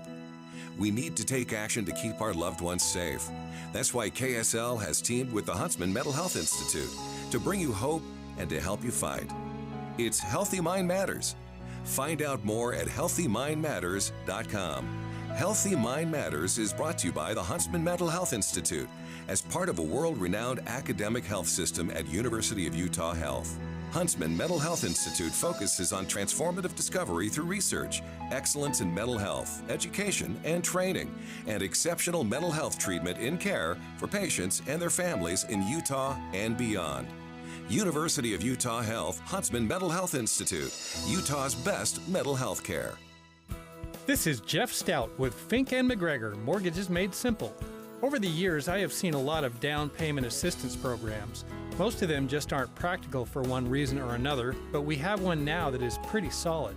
This program is for first-time home buyers or some buyers who have been out of the market for several years. It includes a gift of up to $4,000 to help with the down payment. Given that this program only calls for a 3% down payment in the first place, this gift can be a real game changer. Some restrictions apply. One restriction is that the household income cannot be over a certain amount, which for most areas along the Wasatch Front is around $85,000 annual income. Call us today if you want to take a look. Fink & McGregor, Mortgages Made Simple, 801-264-9494. That's 264-9494. Or on the web at finkmcgregor.com. NMLS 289115. The Utah Division of Emergency Management says make a plan. Identify a meeting place outside your home in case of fire and outside your neighborhood in case you're separated in a disaster. Get a kit. Beside your disaster kit, have at least a 2-week supply of food and water stored at home. Be informed. Check your earthquake and flood insurance. And finally, get involved. Remember, when family members take action toward preparedness, you will all be ready. For more, visit beready.utah.gov. That's beready.utah.gov. Don't be worried. Be ready. KSL News Radio is partnering with Be Ready Utah to provide the plans your family needs for an emergency, the tools and supplies to keep on hand, and the knowledge on how to keep a cool head. It's Be Ready Utah.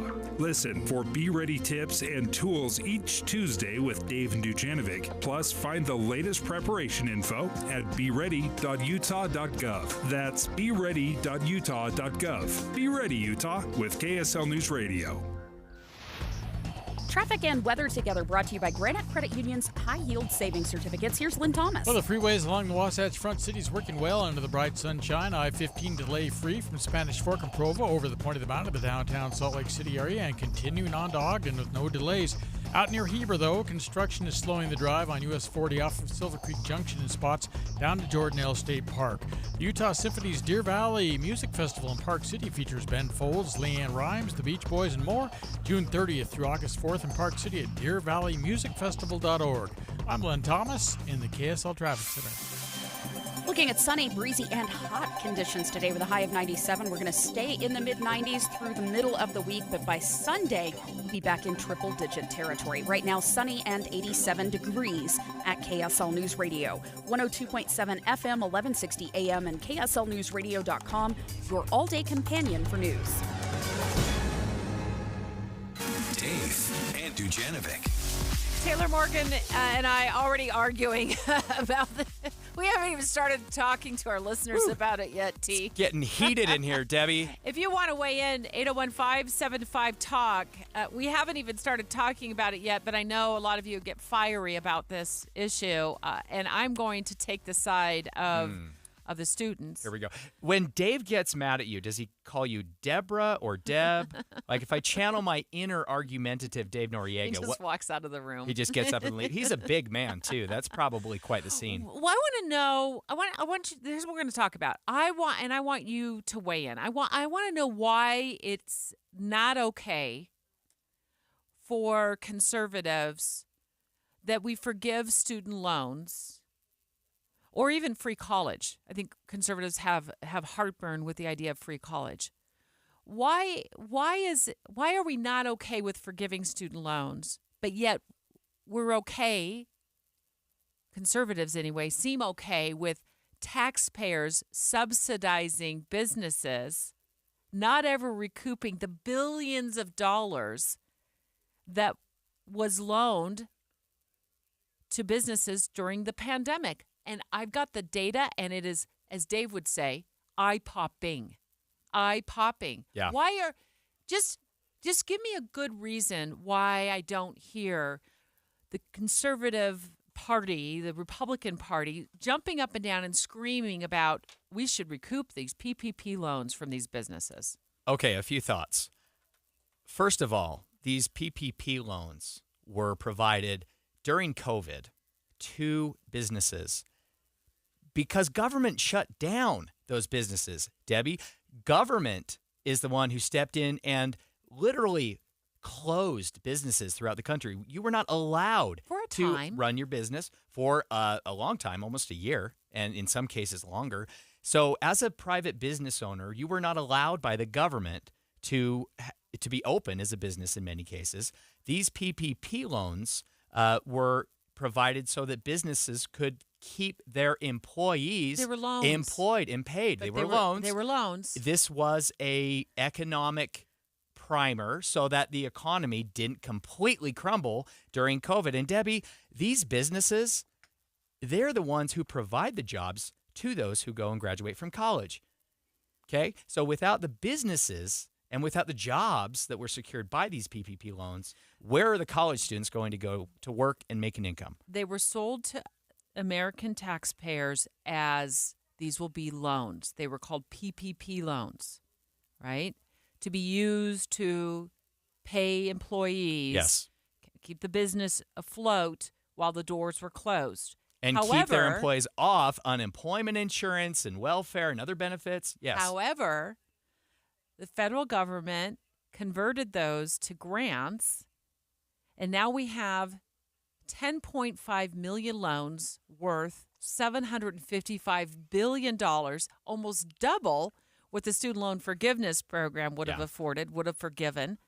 $755 billion in PPP loans that just got wiped off the books. About 92%, right, of PPP loans. And I want to argue that the reason that we're not hearing the right jump up and down and scream about the forgiveness of PPP loans is because so many who took those loans are Republicans who run businesses. I look at the Salt Lake Tribune's list that they've compiled of lawmakers up on Capitol Hill who own businesses, because that's a part-time job as a lawmaker, but they own businesses. It's their main job to run a business, who took out millions of loans. I'm just looking at this list right here of 7 lawmakers alone. And that is just the tip of the iceberg. And all there's $755 billion in loans that have been just wiped off the books. Taxpayers will never recoup that. Debbie. But yet I can't continue to hear conservatives scream and yell about, well, there's no free ride, if you're going to college. That's a decision you had to make. You made that decision. Well, you made a decision to open a business. Yeah. And you made a decision and to grow that provide business. jobs to people. Debbie, without these PPP loans, let me take a step back. I want to be clear. We know there was fraud, there was abuse, and there's been waste with a lot of these PPP loans. That is the thing. I'm not happy about it. Government waste and lack of accountability and transparency is a real problem.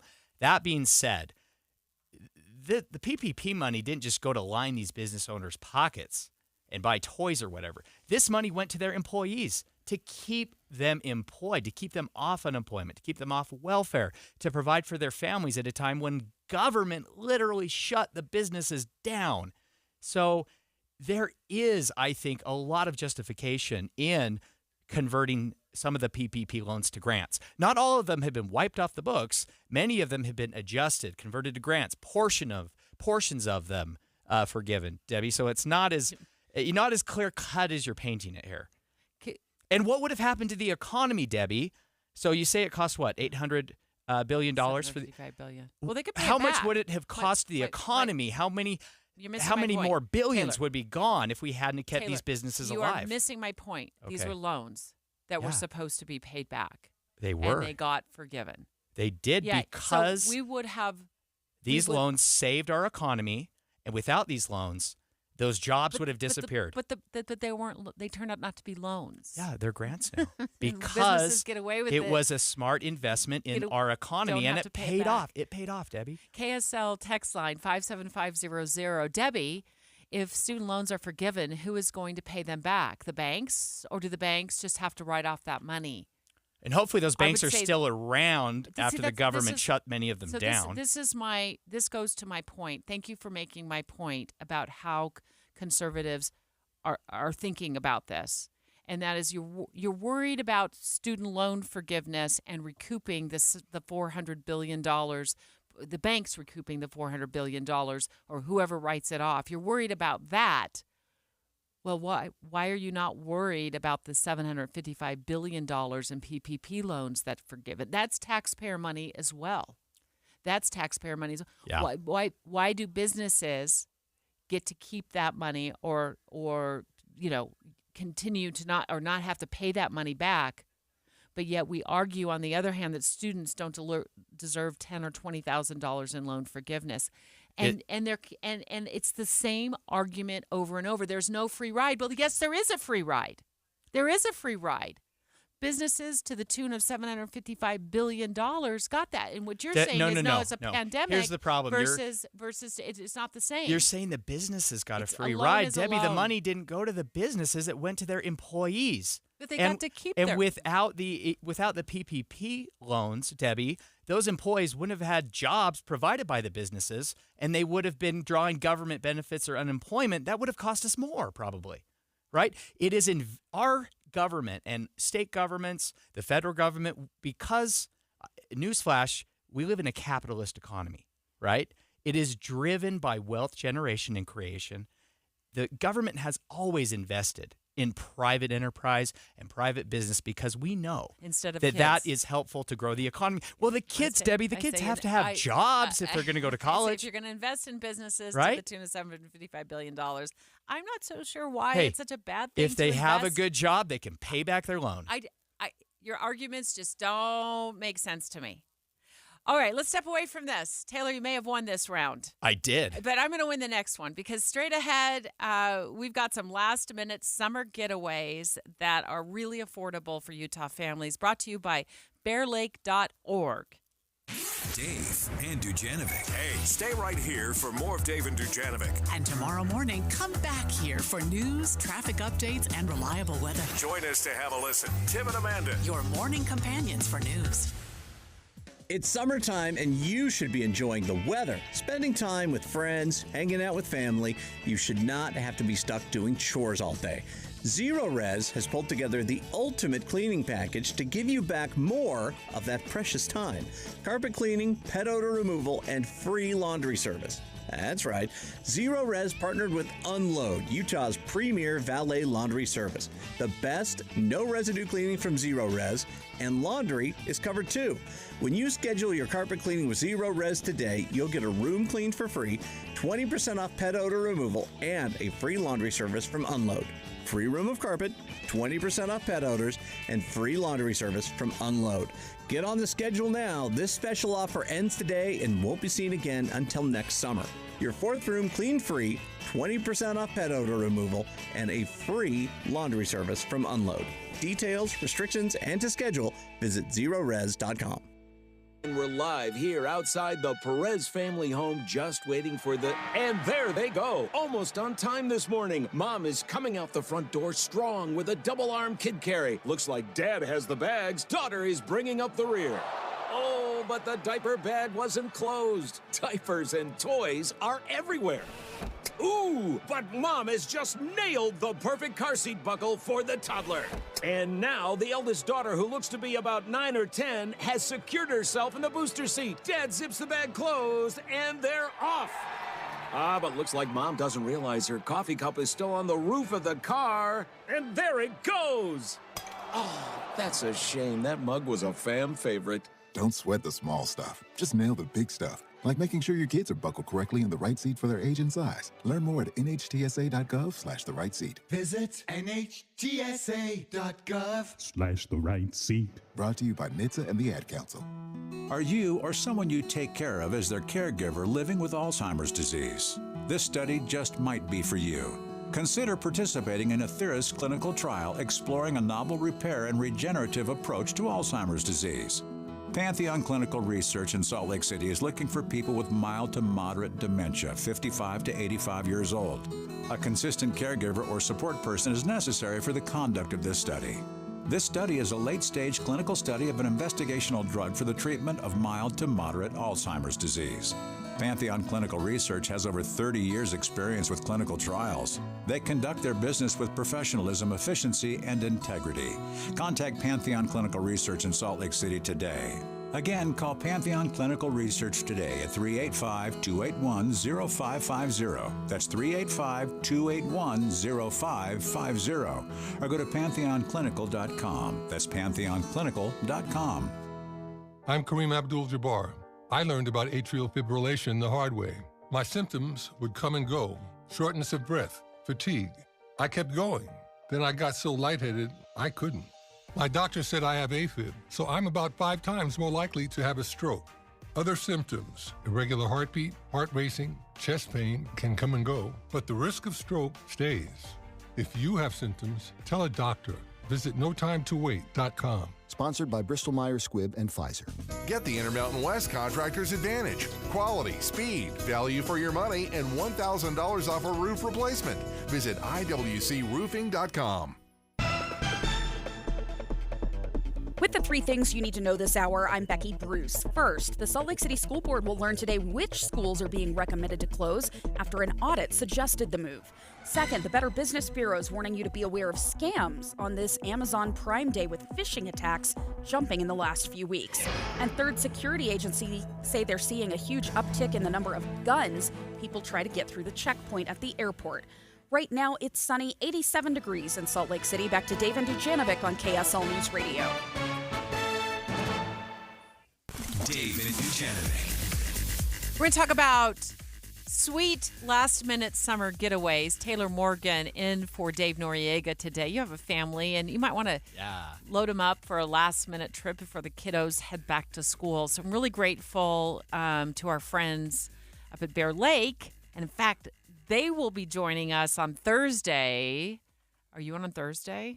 For Dave? No, Debbie, because I am on my way to go boating with my family at Lake Powell. Well, you need to go to Bear Lake. I want to go to Bear Lake. Okay, so I love Bear Lake. Friends at Bear Lake will be joining us on Thursday to talk about all the cool things there and all the fun events happening. And if you want to find out more before then, so you can be in the know. You can just go to bearlake.org.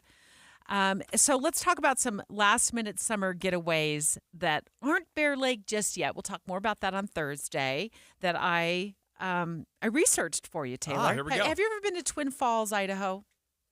I've driven through Twin Falls a few times. You have to stop because they have the most amazing falls. Shoshone Falls. I mean, it is gorgeous. I kayaked there a couple of years ago. So when the boss put me in charge of finding great summer getaways, my mind immediately went there. You can rent a kayak at Centennial Park, so you don't have to drag your kayaks. Nice. I don't recommend unless you're, adult and you're an excellent paddleboarder. It is quite a ways to the falls. So I paddleboard too. I love paddleboarding. I don't recommend you paddleboard. Yeah. I recommend that you rent the kayak. You can do it, and I suggest you do it for 4 hours because it takes a while. You can do it for up to 6 hours. It takes a while, to get to the falls. You're going to want to stop and have a little lunch, and for $60 for a 4-hour rental. That's not bad at all. And then you have to just be warned, here's an action step you need to take. Don't pack cheap flip-flops from Walmart or Target. Pack some actual good water sandals because you have to haul the kayaks over some rocky area. Okay, I'm not kidding. Don't bring, my friend brought some cheap flip-flops. You want like Chacos. I had to strong-arm this thing on my own because she was Tevas, yeah. It's Tevas. Deb. Bring lunch. Bring a lunch. You can watch people illegally base jump. Ooh. That sounds like fun. And then if you get there this weekend, there's an amazing light show at night on the falls. Really? You're going to kayak just before the falls. You don't want to go too close, but it's gorgeous. Okay. And they're huge. How far away is Twin Falls? I think it's about a 3.5-hour drive. Not bad at all. Up north. You're going to head north to Idaho. And on the way, while you're there, you can stop in at the planetarium. There's a planetarium? Yeah. It's like $6 for adults and $4 for kids to get in. And then I think there's a section of it that might even be free. Cool. And then you can also look up this Perrin waterfall. And you want to hike that area too, if you can, because it's this 200-foot waterfall. And you can enter the waterfall from the backside. The backside of water. Yeah. So there's your hot tip for a last-minute summer getaway with the kids up to Twin Falls. I can't remember what hotel rooms were, but they didn't seem too out of price range. But you could also camp up there as well. How about Lava Hot Springs? When's the last time you've been to Lava? Ooh. Never? I have not since I was a kid have I been to Lava Hot Springs. I have been meaning to take my boys. I have a 13-year-old and an 8-year-old. We just swam up at the Homestead Crater on Saturday, and we talked all about hot springs. Is that in Midway? It is. It's in Midway. Okay. Now they are into the natural spring scene, and we're talking about getting up to Lava Hot Springs. Well, Lava is about 2 hours north in sounds Idaho. about right. Yeah. Okay, so you're gonna head north again. And I have a couple of stops that you're going to want to make along the way, Taylor, with your kids, because they're pretty cool things. Lava Hot Springs, hotels ranging $87 to $200 a night. We would always stay in the $87 a night hotel. Truth. Sure, yeah. Campgrounds available. You can go to lavacampground.com. If you camp, which it sounds like you do, I'm kidding. I do camp, Deb. About $45 a night. Bring your trailer. Okay. $45 a night. So do a night. I don't do 2 nights in Lava. Sorry, Lava. 1 night is plenty. How many times? Now, they have like water slides. You can There's float. all kinds of things. You bring your right? own tubes. Bring some good ones. Bring your own tubes, or you can rent them up there. BYOT. You can float the river, which is a blast. We love floating the river with the kids. And make sure you bring the life jackets, too. You got to have the life jackets on. There's no excuses for that. If you can do this trip, you can afford to put your kids in life jackets and yourself as well. You're going to stop along the way. I found a Groupon for you. Do you do Groupon? Wait, that's still a thing? Yeah, I do it a lot. I did it when I was in New York, and I got a half-price tour of the Empire State Building for like $40. Wow. Yeah, I did it and worked. It wasn't a problem. I didn't get turned away. It was awesome. Flow Rider in Ogden. Your kids are going to go like surf on Flow Rider in Ogden. $14 for 1 hour. Okay. So you have 2 boys? I have 2 boys. Okay, so $28 gets them a flow ride. I love it. In Ogden. You're going to stop on your way up to Lava. On your way back, You're going to hit Hill Air Force Base. Yes. Because there's a amazing museum there. We have been. It's and free. My boys love it. It's free. It is amazing. Okay. Very cool. So there's I've mapped your trip. Okay.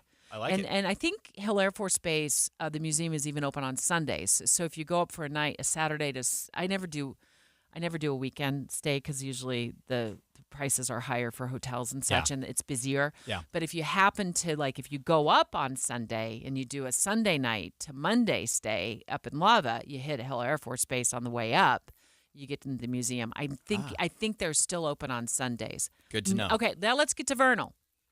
Leisha, you there? I'm here. Hi, Leisha Colthorpe, Director of Tourism and Events for Uinta County.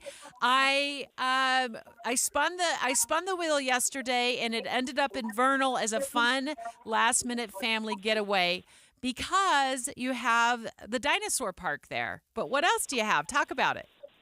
That's right. So I'm glad that you spun the wheel and it landed on Vernal. You were lucky, and anyone that wants to come will be lucky as well. So Dinosaur National Monument, if you haven't been or you came as a kid, it's time to bring your kids and come back or come for the first time. So over 1,500 dinosaur bones still left exposed in the side of the mountain where they were found. I took Super my cool. boys. I took my boys up there, Alicia, a couple years ago during Uh-huh. COVID. They absolutely loved it. They have been begging me ever since. Every week they ask me, Dad, when are we going back to there you dinosaur? go. When are we going to see the dinosaur bones? At the time, some of the other areas were closed, right, due to the pandemic. Has the monument fully opened up now? Yeah, it's fully open. So like I said, you can go and see the wall, but there's also whitewater rafting, there's camping, there's hiking, petroglyphs, the Josie Morris Homestead, there's the Fossil Discovery Trail, just lots of things to explore. It's over, it spreads between Utah and Colorado. It's a beautiful area to come to. It's just 3 quick hours from Salt Lake, so a great last-minute weekend getaway with your family before school starts again. What's the hotel situation like in Vernal? It's been a little while since I've been there, Leisha. Yeah, so we have several different hotels, and kind of sounds like they range from the same prices you were finding everywhere else, 80s to 180. So it just depends on where you want to stay and what kind of amenities you want. Always a favorite is Dinosaur Inn and Suites, outdoor pool, dinosaur themed, great place to stay right downtown. But there's also Holiday Inn, Marriott, Comfort Inn, Quality Inn, several different campgrounds, the Dinoland KOA, Fossil Valley RV. You can I like stay KOAs. right inside Dinosaur National Monument. Yeah. KOA is fun. They have an outdoor pool. They do breakfast, movies, all kinds of stuff. Leisha, amazing. Leisha Colthorpe, Director of Tourism and Events for Uinta County. We'll see you in Vernal. Thanks, Leisha. Appreciate you taking the time to call. And I find sometimes planning many trips, planning all of the family trips. One of the best trips we took was a quick overnight trip where we left at 6 in the morning. We headed down south to Washington County. My son had a project to do for school. He was 4th or 5th grade. Mm-hmm. And we hit so many touristy sites in that day, Saturday we got down there, or it was Sunday to Monday, and we hit so many touristy sites, even got to Zion and came back the next day, and it felt like we had been gone for days. Yeah. And it was yet only just a quick 2-day trip. That's awesome. All right. We're going to continue planning your family summer last-minute getaways on Thursday. Thanks so much to bearlake.org. KSL FM Midvale, KSL Salt Lake City. Listen on the KSL News Radio app and in your car at 102.7 FM. KSL News Radio, your all-day companion for news. 11 o'clock at KSL News Radio. I'm Becky Bruce. KSL's top story this hour, a family in Spanish Fork left without a home after a sudden fire. Firefighters say an overloaded electrical cord sparked a fire in the garage of the home. My granddaughter said the garage is on fire. We grabbed the hoses right here and tried to put it out. KSL TV met with Bob Beakley, who owns the home initially built back in 1902. Very devastating. And the memories especially, My grandfather built most of it way back then. Fortunately, nobody was hurt, and family and neighbors have reached out to Beagley and his wife. That support and love is unmatched. Michael Commits, KSL News Radio. Our top national story from ABC News: the fire threatening to capsize a large ship in Newark, New Jersey is out, but there's still a lot of work to do, according to Port Captain Zita Merchant. This is merely the first step of a long process, as we now need to consider the salvage and transfer of the vessel, a process that can be hazardous and complex as well. The Coast Guard says the fire was fueled in part by the 1,200 vehicles that were cargo on that vessel. Be careful of potential Prime Day scammers today. Britta Clark with the Better Business Bureau says there are ways to stay safe. Staying aware of what scams are out there is going to help you avoid them. Her number one tip: don't open any links sent to you from unsolicited or unfamiliar emails or phone numbers. Your money at this moment: the Dow is up 206 points over 34,151 at this hour.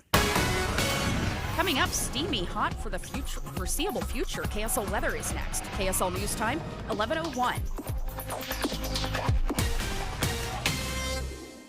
This summer, the political season heats up. By August, it'll be time for debates. Can you believe it? We're planning coverage of the real issues, the important stories that impact how we live. Listen each morning from 5 to 9 on KSL News Radio.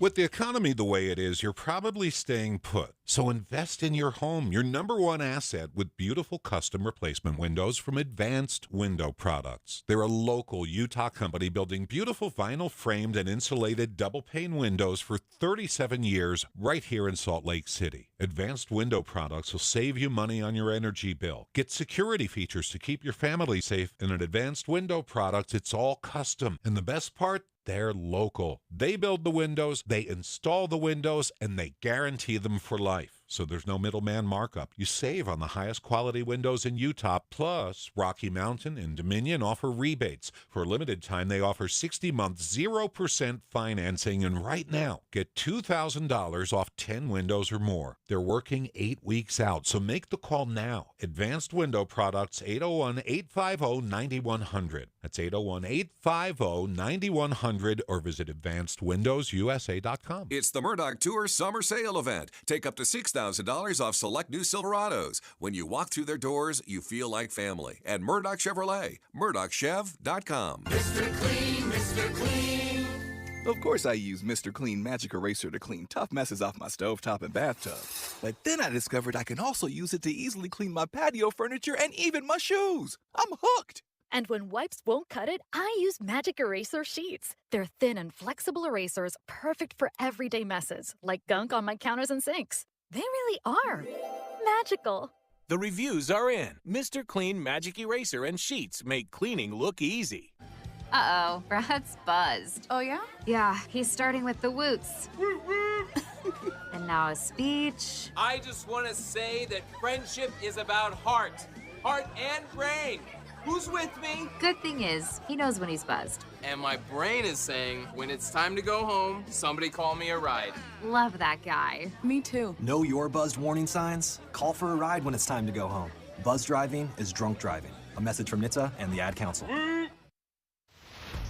Traffic and weather together, brought to you by Granite Credit Union's High Yield Savings Certificates. Here's Ricky Meese. We are looking at a nice drive on the Valley freeways. No delays, but in Wasatch County, we have a new crash. This is on Highway 189. This goes past Provo Canyon by Deer Creek at Charleston Road. And it looks like the accident they had going westbound on 6 South at the off-ramp from I-15 into downtown has been cleared. The Ute Stampede Rodeo and Carnival is coming July 13th through 15th in Nephi's Juab County Fairgrounds, featuring top cowboys and girls, bucking bulls, horses, and award-winning entertainment. Visit UtestampedeRodeo.com. Ricky Meese in the KSL Traffic Center. Sunny and breezy today with a high of 97. We're going to stay in the mid to upper 90s all week long. Right now, it's sunny and 87 at KSL News Radio, 102.7 FM, 1160 AM, and KSLNewsRadio.com, your all-day companion for news. Dave and Dujanovic. We got word this morning from... Is this from President Stuart Adams of the state Senate? he sent it to us. He's going to be calling in a moment. First-time homebuyers assistance program. The application is now available. Taylor Morgan in today for Dave Noriega. Taylor, Dave and I have been talking about this for months now after the legislature approved it. And what it is first-time homebuyers can get up to, it's a loan, of up to $20,000 to buy down an interest rate or apply for funds or put it towards the down payment of a new home or pay closing costs on their first home. And I love this idea. Yeah. I love it. Having had a son who threw himself into the housing market a couple of years ago and continued to get shut out, and people were like way overbidding on homes. It just was such a frustration as a first-time home buyer. And I'm actually sorry that was his first experience, because buying a home should be kind of an amazing moment in your life. It's a huge accomplishment. It's a milestone. Yeah. But it has been out of reach for so many Utahns, particularly young Utahns. We know that a lot of our growth here in Utah is our own, right? We have larger families, and Utahns love Utah. It's a great place to live, great place to buy a home and grow a family. But so many Utahns were simply priced out of the market because the secret is out on how great it is to live in Utah. Or they can't save up the down payment. Yeah. They don't have the ability to save up the down payment. We can't forget about the interest rates and inflation that has been out of control for the last couple of years. President of the Utah State Senate, Stuart Adams, good morning. Hey, excited to be with you today. The program It's a rolls big out day. today. Isn't it an exciting day? Yeah. Have you seen your first applicants yet? You know, I haven't I haven't looked for them, but I'm confident that they're. We have $50 million. I don't know how long it'll last, but I hope it gets spent really fast. Again, it's so important. We focused and have a significant housing affordability problem in Utah, but it's important that we don't just focus on multifamily. That seems like what we've done for the last 3 or 4 or 5 years, tried to find density development, tried to focus on apartment construction. But really, home ownership is the American dream. It's where most people have their equity. It's a great quality of life. It gives people stability in their life. Yeah. And we may have I think we lost our way a little bit, and it's time that we focus on getting people into that first home, and that's what this program does. Yeah, very, very exciting program. We have President Stuart Adams, President of the Utah Senate, joining us. President Adams, where can listeners go to apply? Where do they go? It's opening today. Like you said, there's $50 million. This is a one-time appropriation. I'll let you answer if you anticipate any continuing funding in future years. But well, at least I'm hoping now, there will be continuing funds. But just do what you normally do. Go to your most realtors, most mortgage companies, banks, credit unions, wherever you'd go to get your mortgage.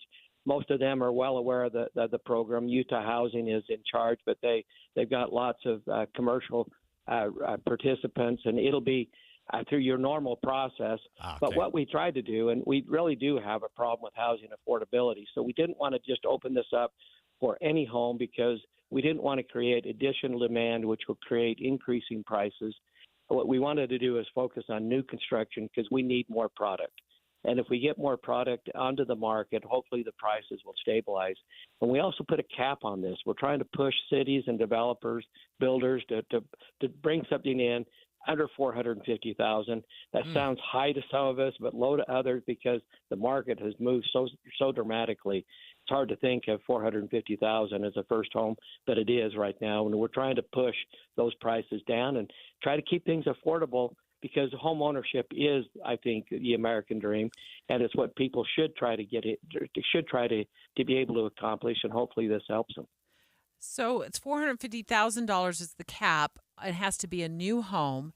You have to be a first-time home buyer, and you can get up to $20,000. Why up to? What are the parameters on up to? Well, I think you talked about it very clearly. It's up to $20,000, but there's no real parameters on what qualifies for the $20,000. But we wanted to leave it flexible because rates have shifted. and they have moved. So you could spend all $20,000 on your buy down if you wanted to get a lower rate, if you thought rates were going to stay up high, or you could use some for your down payment or for your closing costs. But the objective was not to make this a social program. We give the money away. It has to be paid back. But the objective was to let the homeowner, the builder, the realtor, whoever's trying to get people, the mortgage lender, to flexibility to have the most capacity to get people into that first home and get people out of their apartment into home ownership. And that was the goal of the project. So it says in the news release, the loan will have a 0% interest rate, will not require a monthly payment. When the recipient of the program either sells or refinances their home, so that's important to note, because with interest rates the way they are now, if they choose to refinance a few years from now, if interest rates go down, they will then have to pay back the loan amount, or it says a portion thereof. But this is the fine print, and it's in bold, so I'm not suggesting that it's in, what size one font here. But this is the fine print that I think people need to be aware of as they decide to, if they just, when they're making a decision whether to sign up for this program. And again, these are taxpayers' funds that we're using, and we did not want to actually give them away. We wanted to have them be paid back, but we also didn't want to put a burden on the qualification. So if you add a monthly payment, you really haven't done much to help people get into a home. Yeah. So you needed to have that flexibility that they need to pay it back, but they need to pay it back when it fits, when that home is sold or when it's refinanced. And then hopefully as they pay it back, we'll have more money to help other people get into that first home. And that it's kind of a revolving program. And we hope that it helps not only this group, but also future people, and that the program stays in place to be able to make sure that people that want to get into a home have the ability to do it.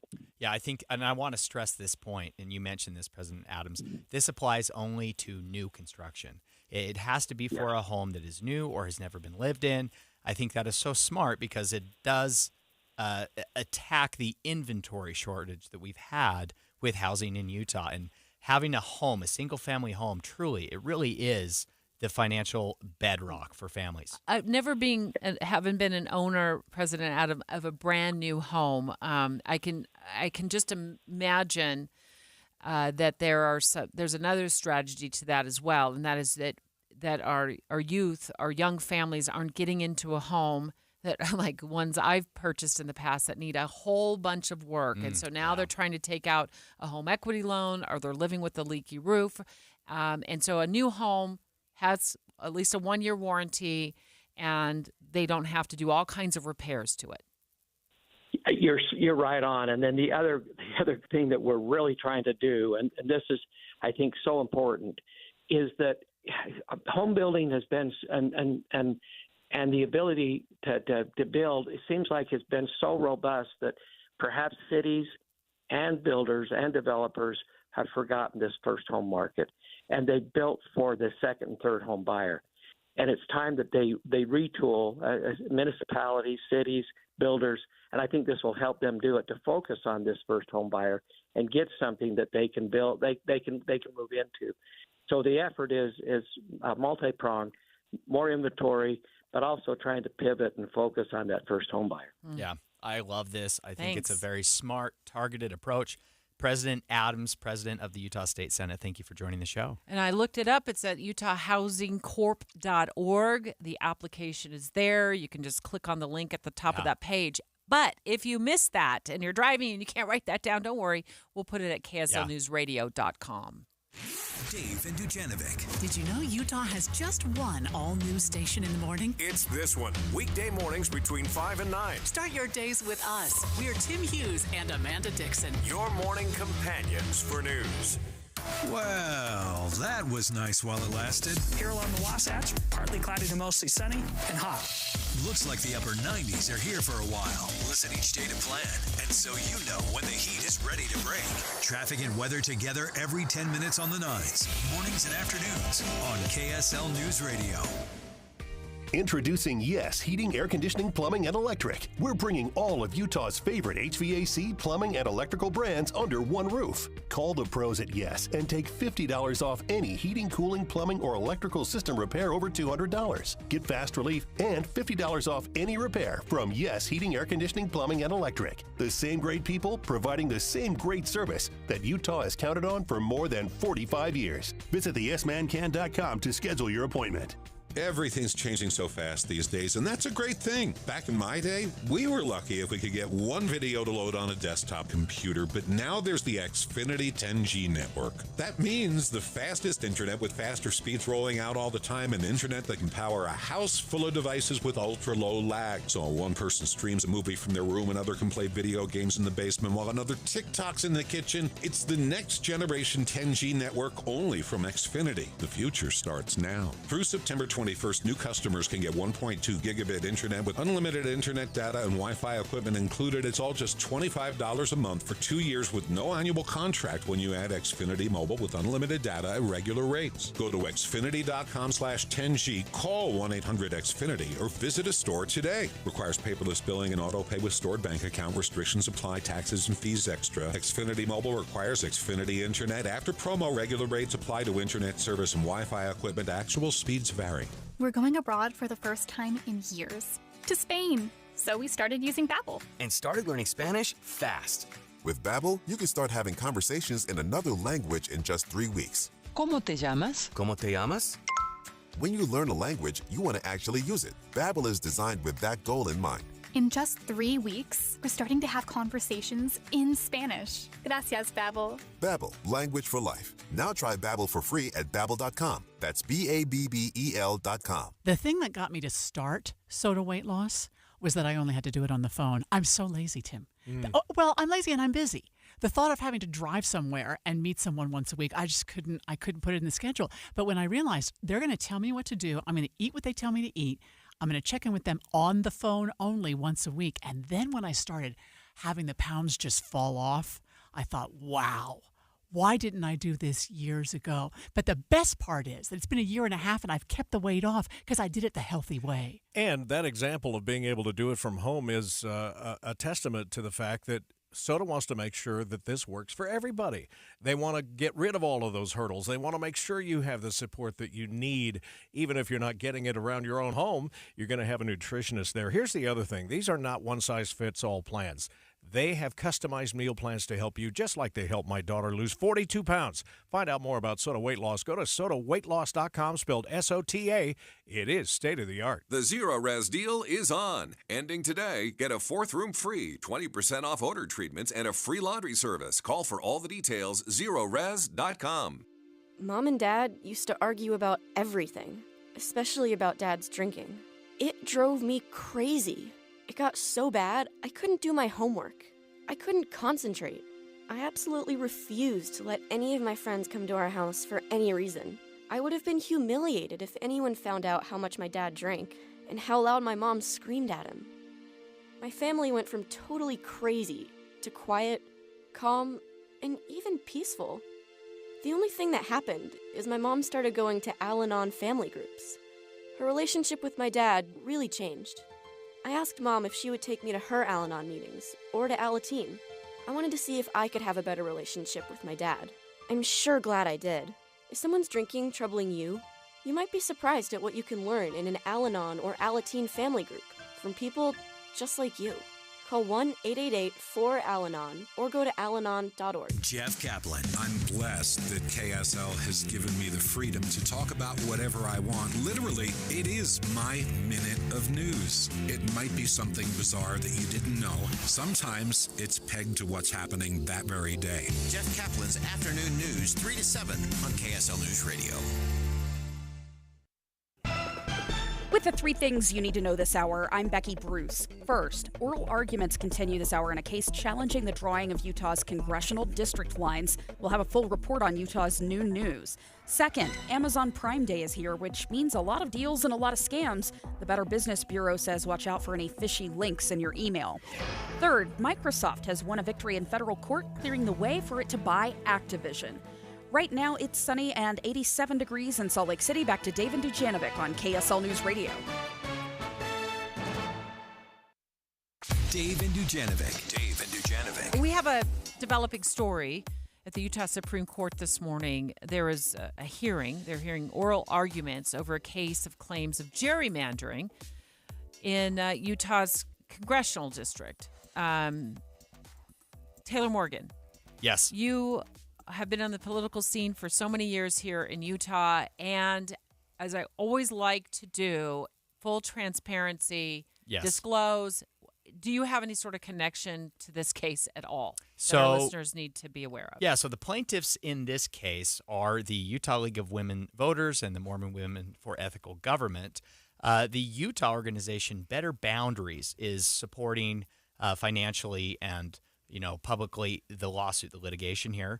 I have worked with the Better Boundaries Political Action Committee for a few years now, consulting them. And so just in full disclosure, I'm not directly connected in any way to this lawsuit, to the litigation, but groups supporting it have been clients of mine. So, Okay, so thanks for that disclosure. I want to dip in just for a moment to the hearing that's going on. Is it going on right now still at the Utah Supreme Court? Lindsay's going to join us in a minute. Go ahead. It goes back through proceedings at the district court. You prevail. It goes back into effect. Is your position that the legislature can amend portions of Proposition 4 so long as they satisfy whatever level of scrutiny is appropriate based on whether what they're amending touches on a fundamental right or not? I think that to the extent that there are amendments, they need to be in furtherance of the initiative. And so one example that we provide in the brief is that the private cause of action. That could be amended to require that be heard by That is going on panel right of now at three the Utah Supreme Court. And so often as court cases and oral arguments go, when you step in the middle of it, it's like stepping in the middle of a conversation at Thanksgiving dinner. Thankfully, Lindsay Aerts has been in the newsroom monitoring this gerrymandering case before the Utah Supreme Court. Bring us up to speed, Lindsay. Well, let's be clear that we're all trying to figure out what's happening right now because lawyer speak is kind of like something you have to translate, right? And I'm going to be the first to tell you I'm not so good at it. But we have people here who are, and I can broadly speak to kind of what's happening. So what you heard there was the lawyers for the League of Women Voters, Mormon Women for Ethical Government, and a number of Utah residents who are suing the state legislature over their gerrymandered, or what they claim are gerrymandered maps. And so earlier, prior to this, we heard arguments from the state's lawyers. And essentially what the attorneys for the legislature and the Attorney General's office making the case that the Constitution gives the legislature the power to redistrict. And because it does, that these maps are not unconstitutional, right? And so the League of Women Voters and the lawyers for the plaintiffs will argue otherwise, right? That these maps have been so completely carved up that they dilute the will of the voters, right? Especially in Salt Lake County, where the lines have been drawn specifically to dilute Democratic voters. So that's what this case centers on, and right now we're hearing oral arguments in front of the Utah Supreme Court. The justices won't make any ruling from the bench today. They're just going to hear all these arguments, and then likely within the next 60 to 90 days we'll get some sort of ruling whether or not these congressional district lines can stand or whether they get kicked back to the district courts to make some decision. And basically it would say Proposition 4, the Better Boundaries initiative, can stay in place and the redistricting lines can be taken from the Independent Redistricting Commission. Yeah, a lot of interesting background here. That their initiative to essentially set up this Independent Redistricting Commission and give that commission the final say on the maps, that passed with a slim majority back in 2018. The legislature then changed it after it passed to take that exclusive power away from the commission and keep it for themselves. The commission still exists. It still went through the process. It drew many maps, took a lot of public input. It went through what I thought was a pretty great process. They traveled around the state taking public input. But ultimately, in the end, it didn't matter. The legislature drew the maps anyway. And so now the state is arguing that they have the constitutional right to do that. Yes, and they have the constitutional right to draw those maps. I think the question is, did they violate the constitutional rights of voters by upending the commission's maps and all that input? Because the voters had given so much input. Yeah, there's a lot to it. Again, I'm not an attorney. I didn't go to law school for good reasons, right? Yeah. But that's what is fascinating here is the legislature has always talked about this a mix of urban and rural in all of the congressional districts. Some see that as a mix of Republicans and Democrats. If we divide up the urban Democrats enough, they won't have too much influence. I don't know that this urban-rural issue, I don't know that is grounds to upend the maps. It'll be interesting. Yeah, I don't know if the urban-rural is so much at play here as it is more the can we carve up Salt Lake County so badly that votes are diluted, right? So so they kind of quadrant, right? Yeah, There's so a they section in Salt Lake County that's divided by lines, yeah. right? So the attorneys there's an intersection for in Mill Creek where Right. all four. It's like the It's Utah Utah's Congressional four Corners. Yeah. It's great. You can have 1 hand and 2 feet in each of Utah's 4 Yeah. congressional Congressional districts. districts. Yeah. So that's the argument there is whether or not they gerrymandered those in a way that dilutes the will of the voters. And also does again, the constitutionality questions at the crux of this is, does Proposition 4, the ballot initiative that the voters passed, is that the final say, or can the legislature then come in and amend that like they have with initiatives in the past? There's kind of been this argument over whether or not initiatives and the voice of the people are the final word, or if the legislature has the final word. Yeah, well, up to date, the court has ruled the legislature has the final word. It'll be interesting to see if that changes. And that's the lower court. That's the state Supreme Court. Supreme Court, okay, has ruled that the legislature has the final word, but not in this case. Not in right? this case, They're yeah. hearing this case Yeah. today, and you're saying it could be 60 to 90 days, Lindsay, before we have a final decision. I know the state is probably wanting this case dismissed. Yeah, and watching the arguments online, I can see House Speaker Brad Wilson in the audience, so you know that the legislature has a very close eye on what's happening here, because this does have the broad implication that we could go back. If all the ducks align, we could go back and have different congressional districts, and what would that look like, right? So that's kind of the end result if we got through this process. But again, what the Supreme Court will say is whether or not the legislature's congressional district lines as they're drawn now stand, or do we kick it back to the lower courts and let them say whether or not the proposition, which created an independent group to draw the lines, whether that has the power here. It's supposed to be a really interesting hearing, because I thought it was supposed to start at 9 a.m. Oh, it did start at 9, and for about an hour and a half, the state's lawyer just was going back and forth with the justices, arguing over case law and previous precedent set in other states and the federal constitution. And I mean, when I say that I'm not a lawyer and I was trying to translate this, I was like, you guys, I don't even understand what she's saying. Okay, All right, pop quiz time. Okay, and I will, I'll have a prize if either of you get this. A lot of the arguments about redistricting are based on this notion that Salt Lake County was divided 4 ways to dilute the votes of Democrats. Mm-hmm.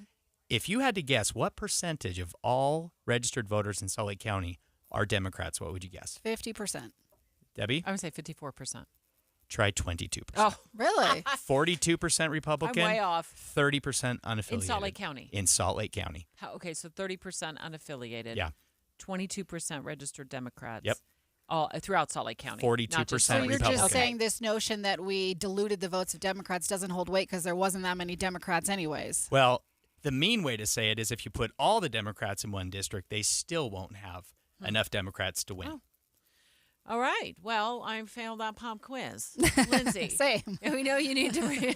We need to. Well, I was just trying to one up you. Yeah. You said 50%. I'm like 54%. Price is right. Price rules, is right rules. There you yeah. go. You went over. Lindsay, class dismissed. Thanks so much for bringing us up to speed on that. We know you got to run back to the newsroom and continue monitoring that fascinating hearing at the Utah Supreme Court today. Sorry, Lindsay. About gerrymandering. Well, I'll bring you lunch. I will bring you lunch later, Lindsay.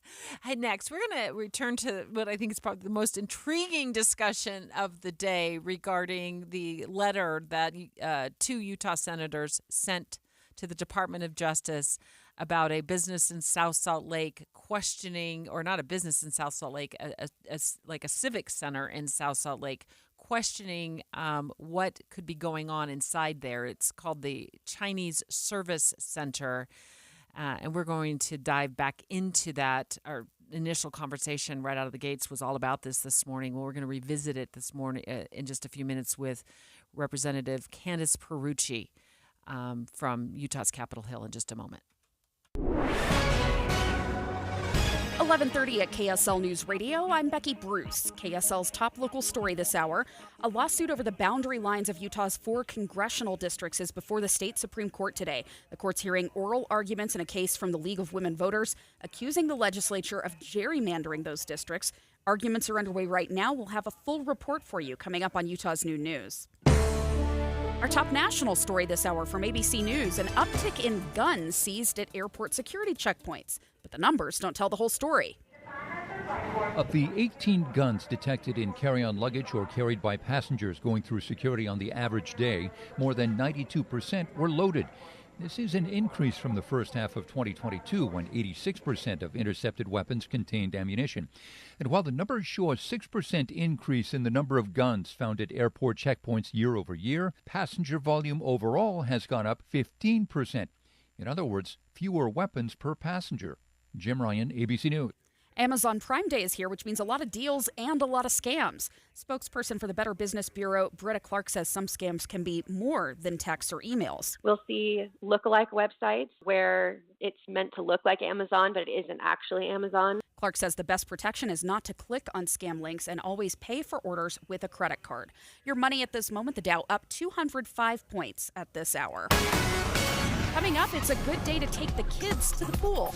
KSL weather is next. KSL News Time, 11:31.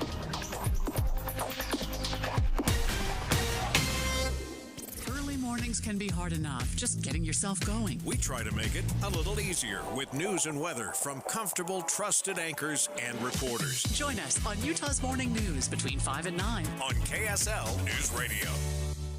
Do you know why more homeowners choose Any Hour Services for help when it's time to replace their air conditioners? What's up, everybody? I'm Mike Wilson with Any Hour Services, and the main reasons people choose Any Hour Services is because of our people, processes, and convenience. People tell us all the time that there's just something different about having an Any Hour Services technician in their home. That's why most of our over 18,000 Google reviews mention our technicians by name. Another reason is our 7-step install process that we call the Any Hour Difference. It all starts with a needs analysis where you explain what you like and dislike about your current system. This helps us design and size a system that fits your comfort and efficiency preferences as well as your home's airflow requirements. As for convenience, most of our installs are completed in one day. We also have flexible, no money down financing options available, even if you've been told no in the past. So if you've been thinking about getting a new air conditioner, call Any Hour Services and schedule a free estimate today. Google Any Hour Services or schedule online at anyhourservices.com.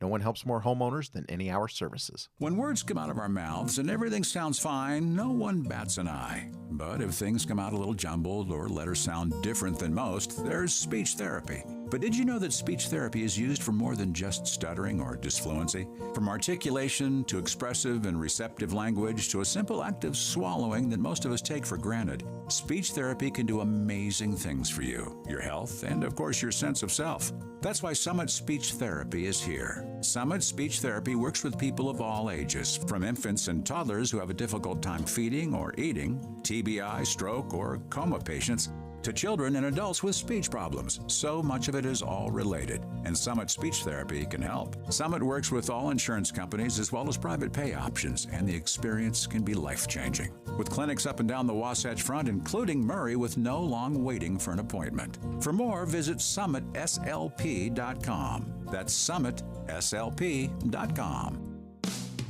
It's camping season and exciting adventures are waiting for you. Don't miss out on another summer of memories and find your next outdoor adventure at Motorsportsland. Get away from the stress of the city in our newly designed Colorado 17 BHC travel trailer for only $16,995 with payment options under $200 a month. It's got bunks and sleeps up to 6 in a super lightweight design towable by most vehicles.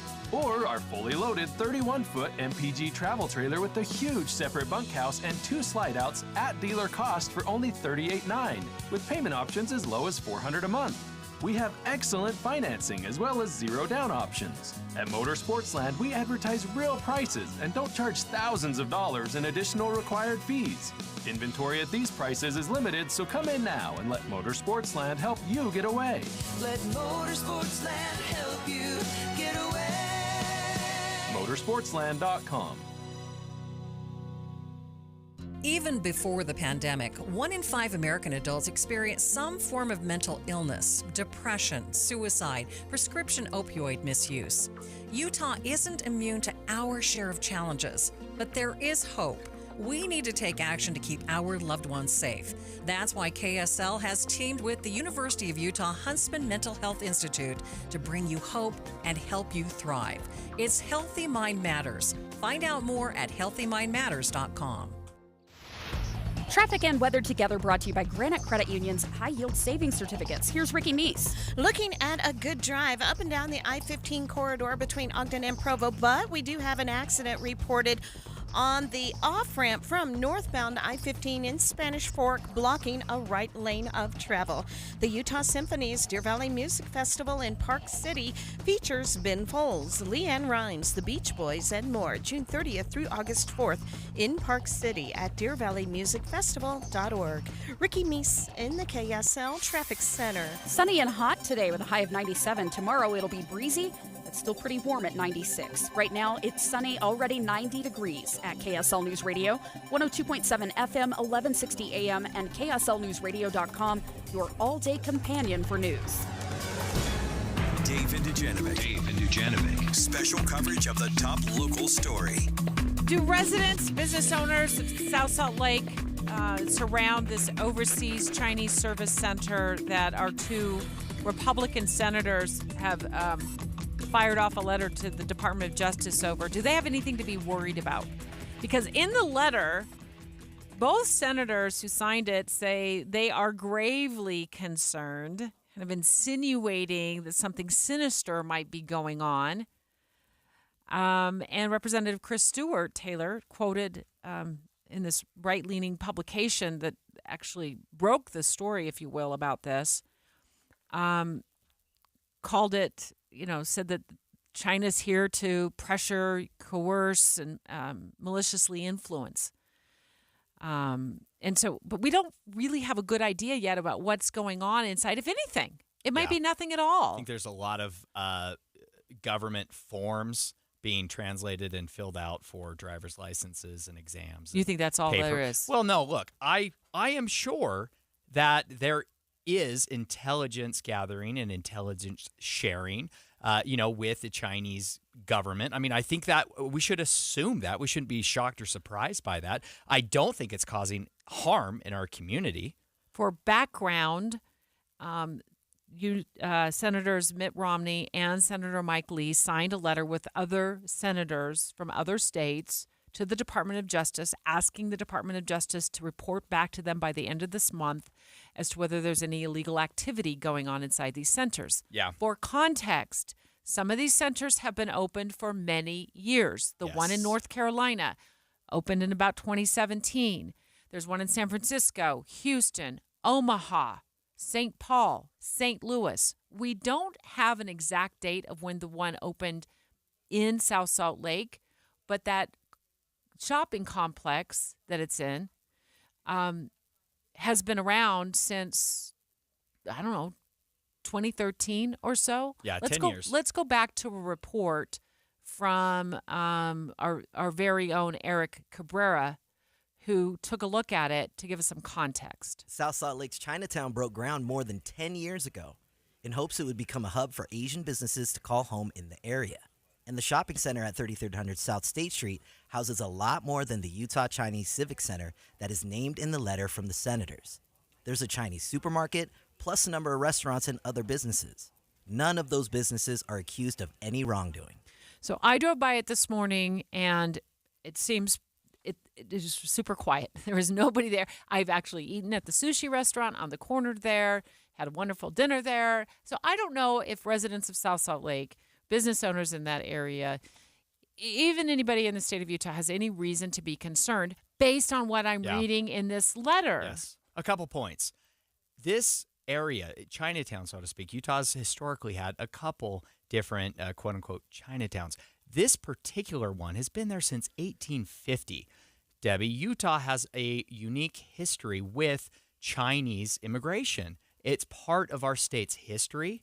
It's not anything new. Now, of course, we should be vigilant about a foreign government all the time, but we also shouldn't overreact and punish Chinese Americans or Chinese immigrants for some members of Congress trying to score some political points. And I say that because, Debbie, this letter, they're citing a report to Congress from 2016.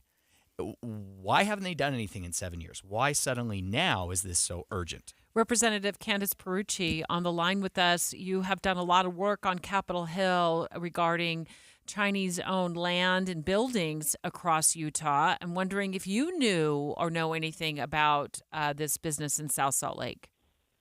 So I think it's important, I've been listening along in your conversation, to make the important distinction between the Chinese Communist Party and the objectives of the CCP and separating that out from the Chinese people and people of Chinese descent. Absolutely. I would argue that if you love Chinese people, then you do not love their government, who has over decades and decades has serious records of human rights violations and violating individual freedoms. And so I at no point want these two to be connected. And I think it's important we make that distinction. I have been working on legislation to push back on the Chinese Communist Party's influence in Utah since getting elected. We had 2 Confucius Institutes that were open that we work to get closed and replace with language learning centers that we fund on our own and don't rely on the CCP to fund. Also passed a bill that the CCP and their proxy military organizations could not own land in the state of Utah. And this is an issue that actually is historically, I mean, I would say even in the last 3 or 4 years, has been one of the few bipartisan issues where both Democrats and Republicans can say, yeah, China is not our friend. They do not have the best interests of our country at heart, and they are being absolutely strategic. You referenced the amount of time that's passed since these centers have been open. China is playing the long game, and we at the state levels are playing whack-a-mole in terms of trying to identify where they have undue influence, where the line has been crossed, and we really need an approach from the national government, where national security is one of the few things we delegate to in the Constitution of the national government, to have a strategy in how we address this nationally, because the patchwork of state policy approaches is not as strong as it could be. I will say the concern with these service centers, and in the letter that was sent to Attorney General Garland, was that it goes way beyond a diplomatic mission. It is one thing for a country to set up a service center that truly is there to help facilitate processing of licenses or of passports or of additional help in transitioning. It is another thing for it to be an outpost and an opportunity to be utilized by their intelligence services, and it goes way beyond diplomatic services. So that's where the danger is here, and that's what's been identified here. And while this is something we're still waiting to hear more on, the Department of Justice has warned us, and the Permanent Select Committee on Intelligence has highlighted in several reports for years how China is going around Congress and doing an entire campaign to state legislatures, municipalities, counties, trying to influence local communities and politics. Representative Candace Perucci from Utah's Capitol Hill on the line, speaking about this letter that Senator Mike Lee and Senator Mitt Romney wrote, along with other senators, to the Department of Justice, asking for information to find out if any illegal activity is going on inside these service centers. And I'm reading this letter, and it says these service centers, it alludes that they're being run by the Chinese Communist Party or a division of the party, Representative Perucci. So are you aware that there's anything going on inside that civic center in South Salt Lake that we need to be worried about as a state or as residents? So in this report, they do identify that it's the United Front Work Department, right, which is under the purview of the Chinese Communist Party, which is why it's so alarming and so concerning.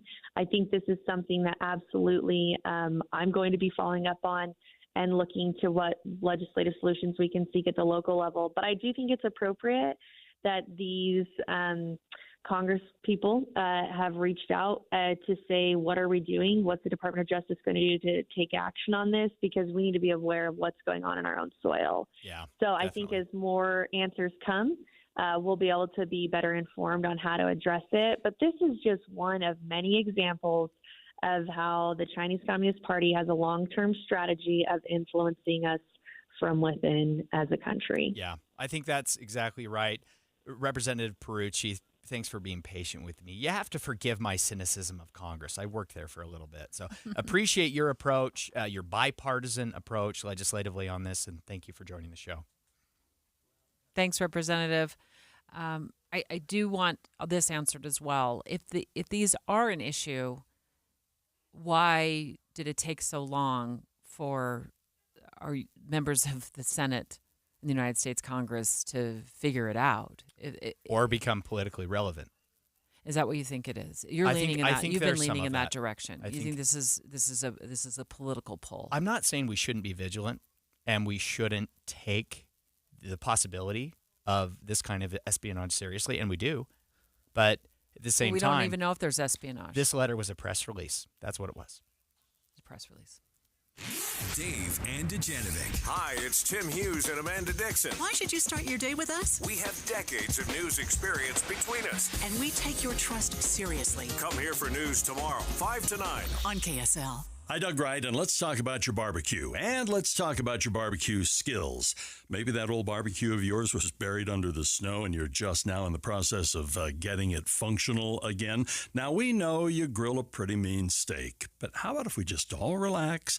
It's July. We've been doing a lot of celebrating lately. It's time to get into Ruth's Chris Steakhouse. Why not let them grill the perfect steak for you and for your family? Ruth's Chris Steakhouse, they have 2 locations, Hotel Park City and, of course, downtown Salt Lake City. A lot of people like to kind of mesh things together. They're going to a ball game, going to a movie, or they're going to go up hiking in Summit County in the Park City area. Well, they make the reservation for that evening at Ruth's Chris Steakhouse, and you're going to have the best steak you have ever had. And the desserts, the side dishes, the other entrees too. It's Hotel Park City and 275 Southwest Temple in downtown Salt Lake City. It's summertime and you should be enjoying the weather, spending time with friends, hanging out with family. You should not have to be stuck doing chores all day. Zero Res has pulled together the ultimate cleaning package to give you back more of that precious time. Carpet cleaning, pet odor removal, and free laundry service. That's right. Zero Res partnered with Unload, Utah's premier valet laundry service. The best no residue cleaning from Zero Res, and laundry is covered too. When you schedule your carpet cleaning with Zero Res today, you'll get a room cleaned for free, 20% off pet odor removal, and a free laundry service from Unload. Free room of carpet, 20% off pet odors, and free laundry service from Unload. Get on the schedule now. This special offer ends today and won't be seen again until next summer.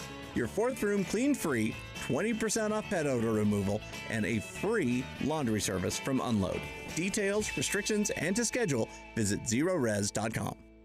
If you have unfiled taxes or are in debt to the IRS, this is important news. The IRS just rolled out a new program to help struggling taxpayers more easily resolve their tax problems. It's called the Taxpayer Relief Initiative, and it opens up powerful new options for people looking to get back on the right track with the IRS. And no one knows this program like the professionals at Optima Tax Relief, America's most trusted tax resolution company. They've resolved over $1 billion in tax debt for their clients and have the expertise and experience to help you. One easy call to Optima can start the process, helping to put an end to your worries of wage garnishment, asset seizure, and other aggressive IRS actions. Make today the beginning of your fresh start with the IRS. Call the experts at Optima Tax Relief now for your free confidential consultation. Call 800-343-6460. 800-343-6460. 800-343-6460. Optima Tax Relief.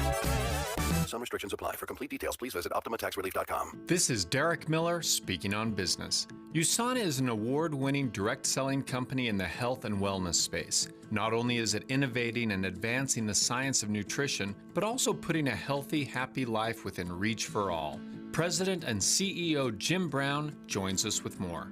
At USANA, we've always had a goal to create the healthiest family on earth. We have more than 800 employees in Utah working hard to provide the best supplements, skincare, and nutrition products to people all over the world. We're proud that the majority of our products are made right here in Utah. Since USANA began in 1992, We have had an obsession with the health at the cellular level, and it's that obsession, along with our proven science and strict manufacturing standards, that has allowed USANA to be trusted by more professional and Olympic athletes than any other supplement company in the world. From professional teams in the U.S. and around the world to organizations like U.S. Ski and Snowboard and USA Swimming, we provide athletes with clean, potent nutrition to help them be their best. You can find out more about our great products and elite athletes at USANA.com.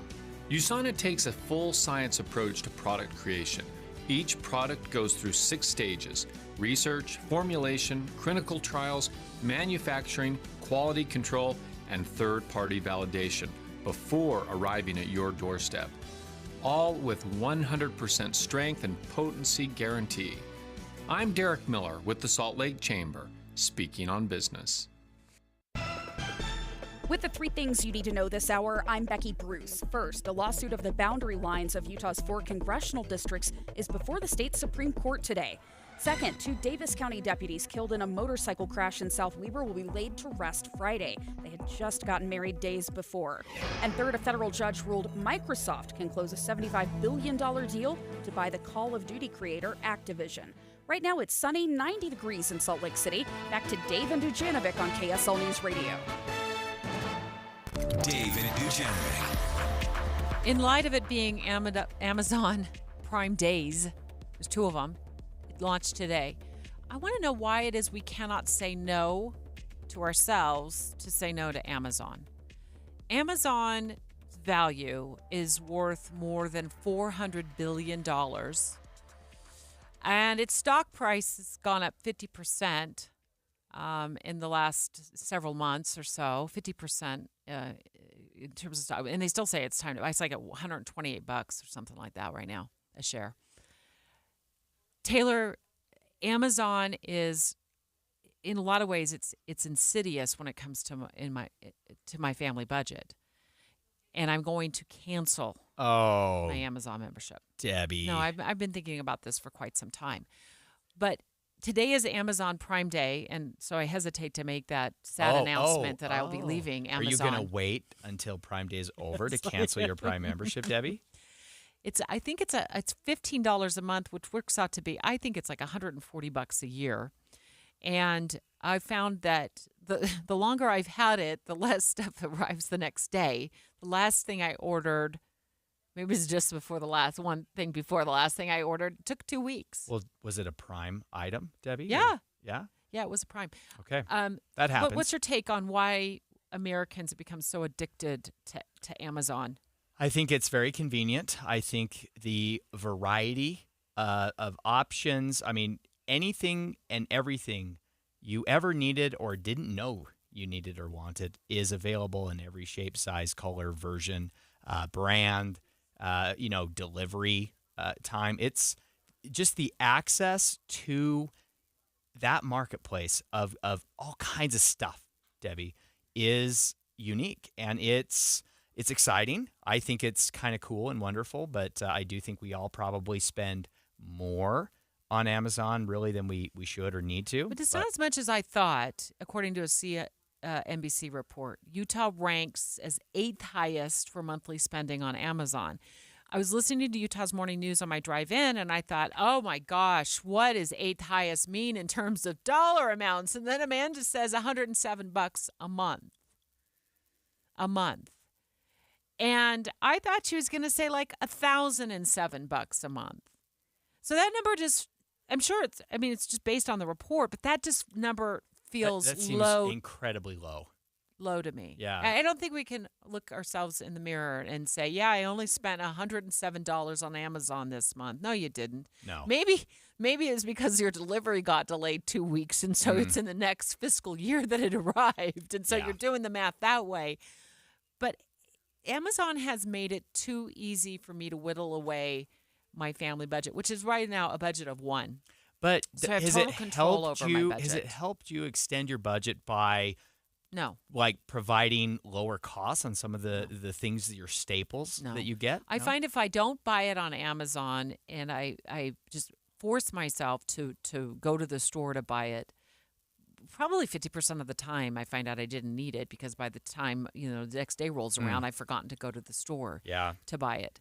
So Amazon Prime Day, still, if you're gonna be a lover of Amazon like Taylor, you don't think you'll ever get rid of it. It's just too convenient. It's so convenient. And the $15 a month doesn't. There are many times the when budget. I need something for the yard, I need something for the boat, I need something for one of my kids, and the ability to have access to get some random product and have it delivered to me right away and not have to go drive around and try to find something at a store and waste all that time and gas. I love it. I think it's super convenient. I think some people have Amazon problems, maybe perhaps. They spend more than they should, but I think the access to the variety of goods at what I think are, I've always had the experience of finding things on Amazon to be a lot less expensive than what's in the stores. I sometimes have to put in a little effort to find the better deals. They're not readily apparent, but I've had a good experience. So this fake olive tree pops up on my Amazon page. Look at it, Taylor. Look at me. Hello. Okay. Ooh, what is that? Is that a... Stop texting your wife to order. Is that an artificial plant? Stuff on Amazon. It's an artificial plant, and it's listed for $66.49. And it says it's on a Prime Day deal, that it's 60% off. Okay. Of the list price of $166.99. I just 106. This is personal to me. I've done a lot of fake plant shopping in my life. I have a very hard time believing that the original. I wouldn't just take this at face value. I would go check like Hobby Lobby or Michael's or one of the stores that sells fake plants that I have frequented through the years. That I have a hard time believing that the list price for this is $166.99 and that it's 60% off. Like I might, Debbie, on a I good think day, you are probably the only person who's going to use a fake plant as the example for Amazon. You'll Listen, remember it. Amazon remember Prime it. deals. Okay, we're talking 30% off iPads, 50% off Ring devices, now. home security cameras, home security systems. There are some good deals. Beats headphones, $160, regular price of $350. A Kindle Paperwhite, don't know what that is, only $89. See, this is why I might keep my Amazon There Prime you go. membership You know around. you're going to keep it. I've been doing a lot more reading lately. Yeah. You'll be very proud of me, Taylor. And not just reading news. I'm reading books now. It's amazing. Apple AirPods, 3rd generation. I have no idea what that means. They're good ones. Yeah.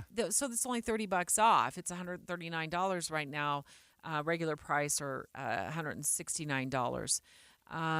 So Muscle Milk Protein. Our producer put this in for me. 30% off. 32 grams of protein, a pack of 12 for $20. Yeah. That is a good deal. Yeah, you don't have to drive to one of those big box warehouse stores to shop in bulk. Yeah, I feel like Jeff Bezos, he and his wife latched on to a great idea 25 years ago. It has exploded into a multi-billion-dollar business that a lot of us have bought into, and we're too afraid to say, you know what, I've had enough. I've had enough because We haven't had enough. You think But we haven't had enough, I Debbie. think it's habitual. Yeah. I think by doing away with my Amazon app, first I could just do away with Prime and then do away with the app, I think I will end up saving myself a lot of money, a lot of doom scrolling for products I don't need. You're going to be driving around wasting gas money looking at fake plants, Debbie. Just keep your Amazon Prime. There are some good deals there. Let's not hate on Amazon. Number one tip to fight the impulse to spend, delete your app. Don't get on the website. Unsubscribe. The second tip is stick to your budget. So You're no fun, Debbie. I say keep the app. I say it's Prime Day. Forget about the budget. Toss it out the window. Let's go. I'm not sure what Maria thinks about the Amazon Prime days, but I'm sure she'll be covering it. She's next. KSL FM Midvale, KSL Salt Lake City. Listen on the KSL News Radio app and in your car at 102.7 FM. KSL News Radio, your all-day companion for news. Good afternoon. KSL News Time is 12 o'clock noon. This is Utah's Noon News. I'm Maria Chaleos. It's sunny in downtown Salt Lake City, but it's already a hot one, 92 degrees. KSL's top story this hour. And it is politics. Utah's Supreme Court is still hearing oral arguments in the case over Utah's redistricted congressional boundaries. KSL News Radio's Lindsay Ertz has been following this case and is live with the latest. Lindsay? Yeah, Maria, the lawyer for the state spent the morning arguing that Utah's constitution gives the legislature the power to amend the initiative that voters passed, creating an independent redistricting commission. Taylor Meehan argues that Utah can take precedent from a case out of South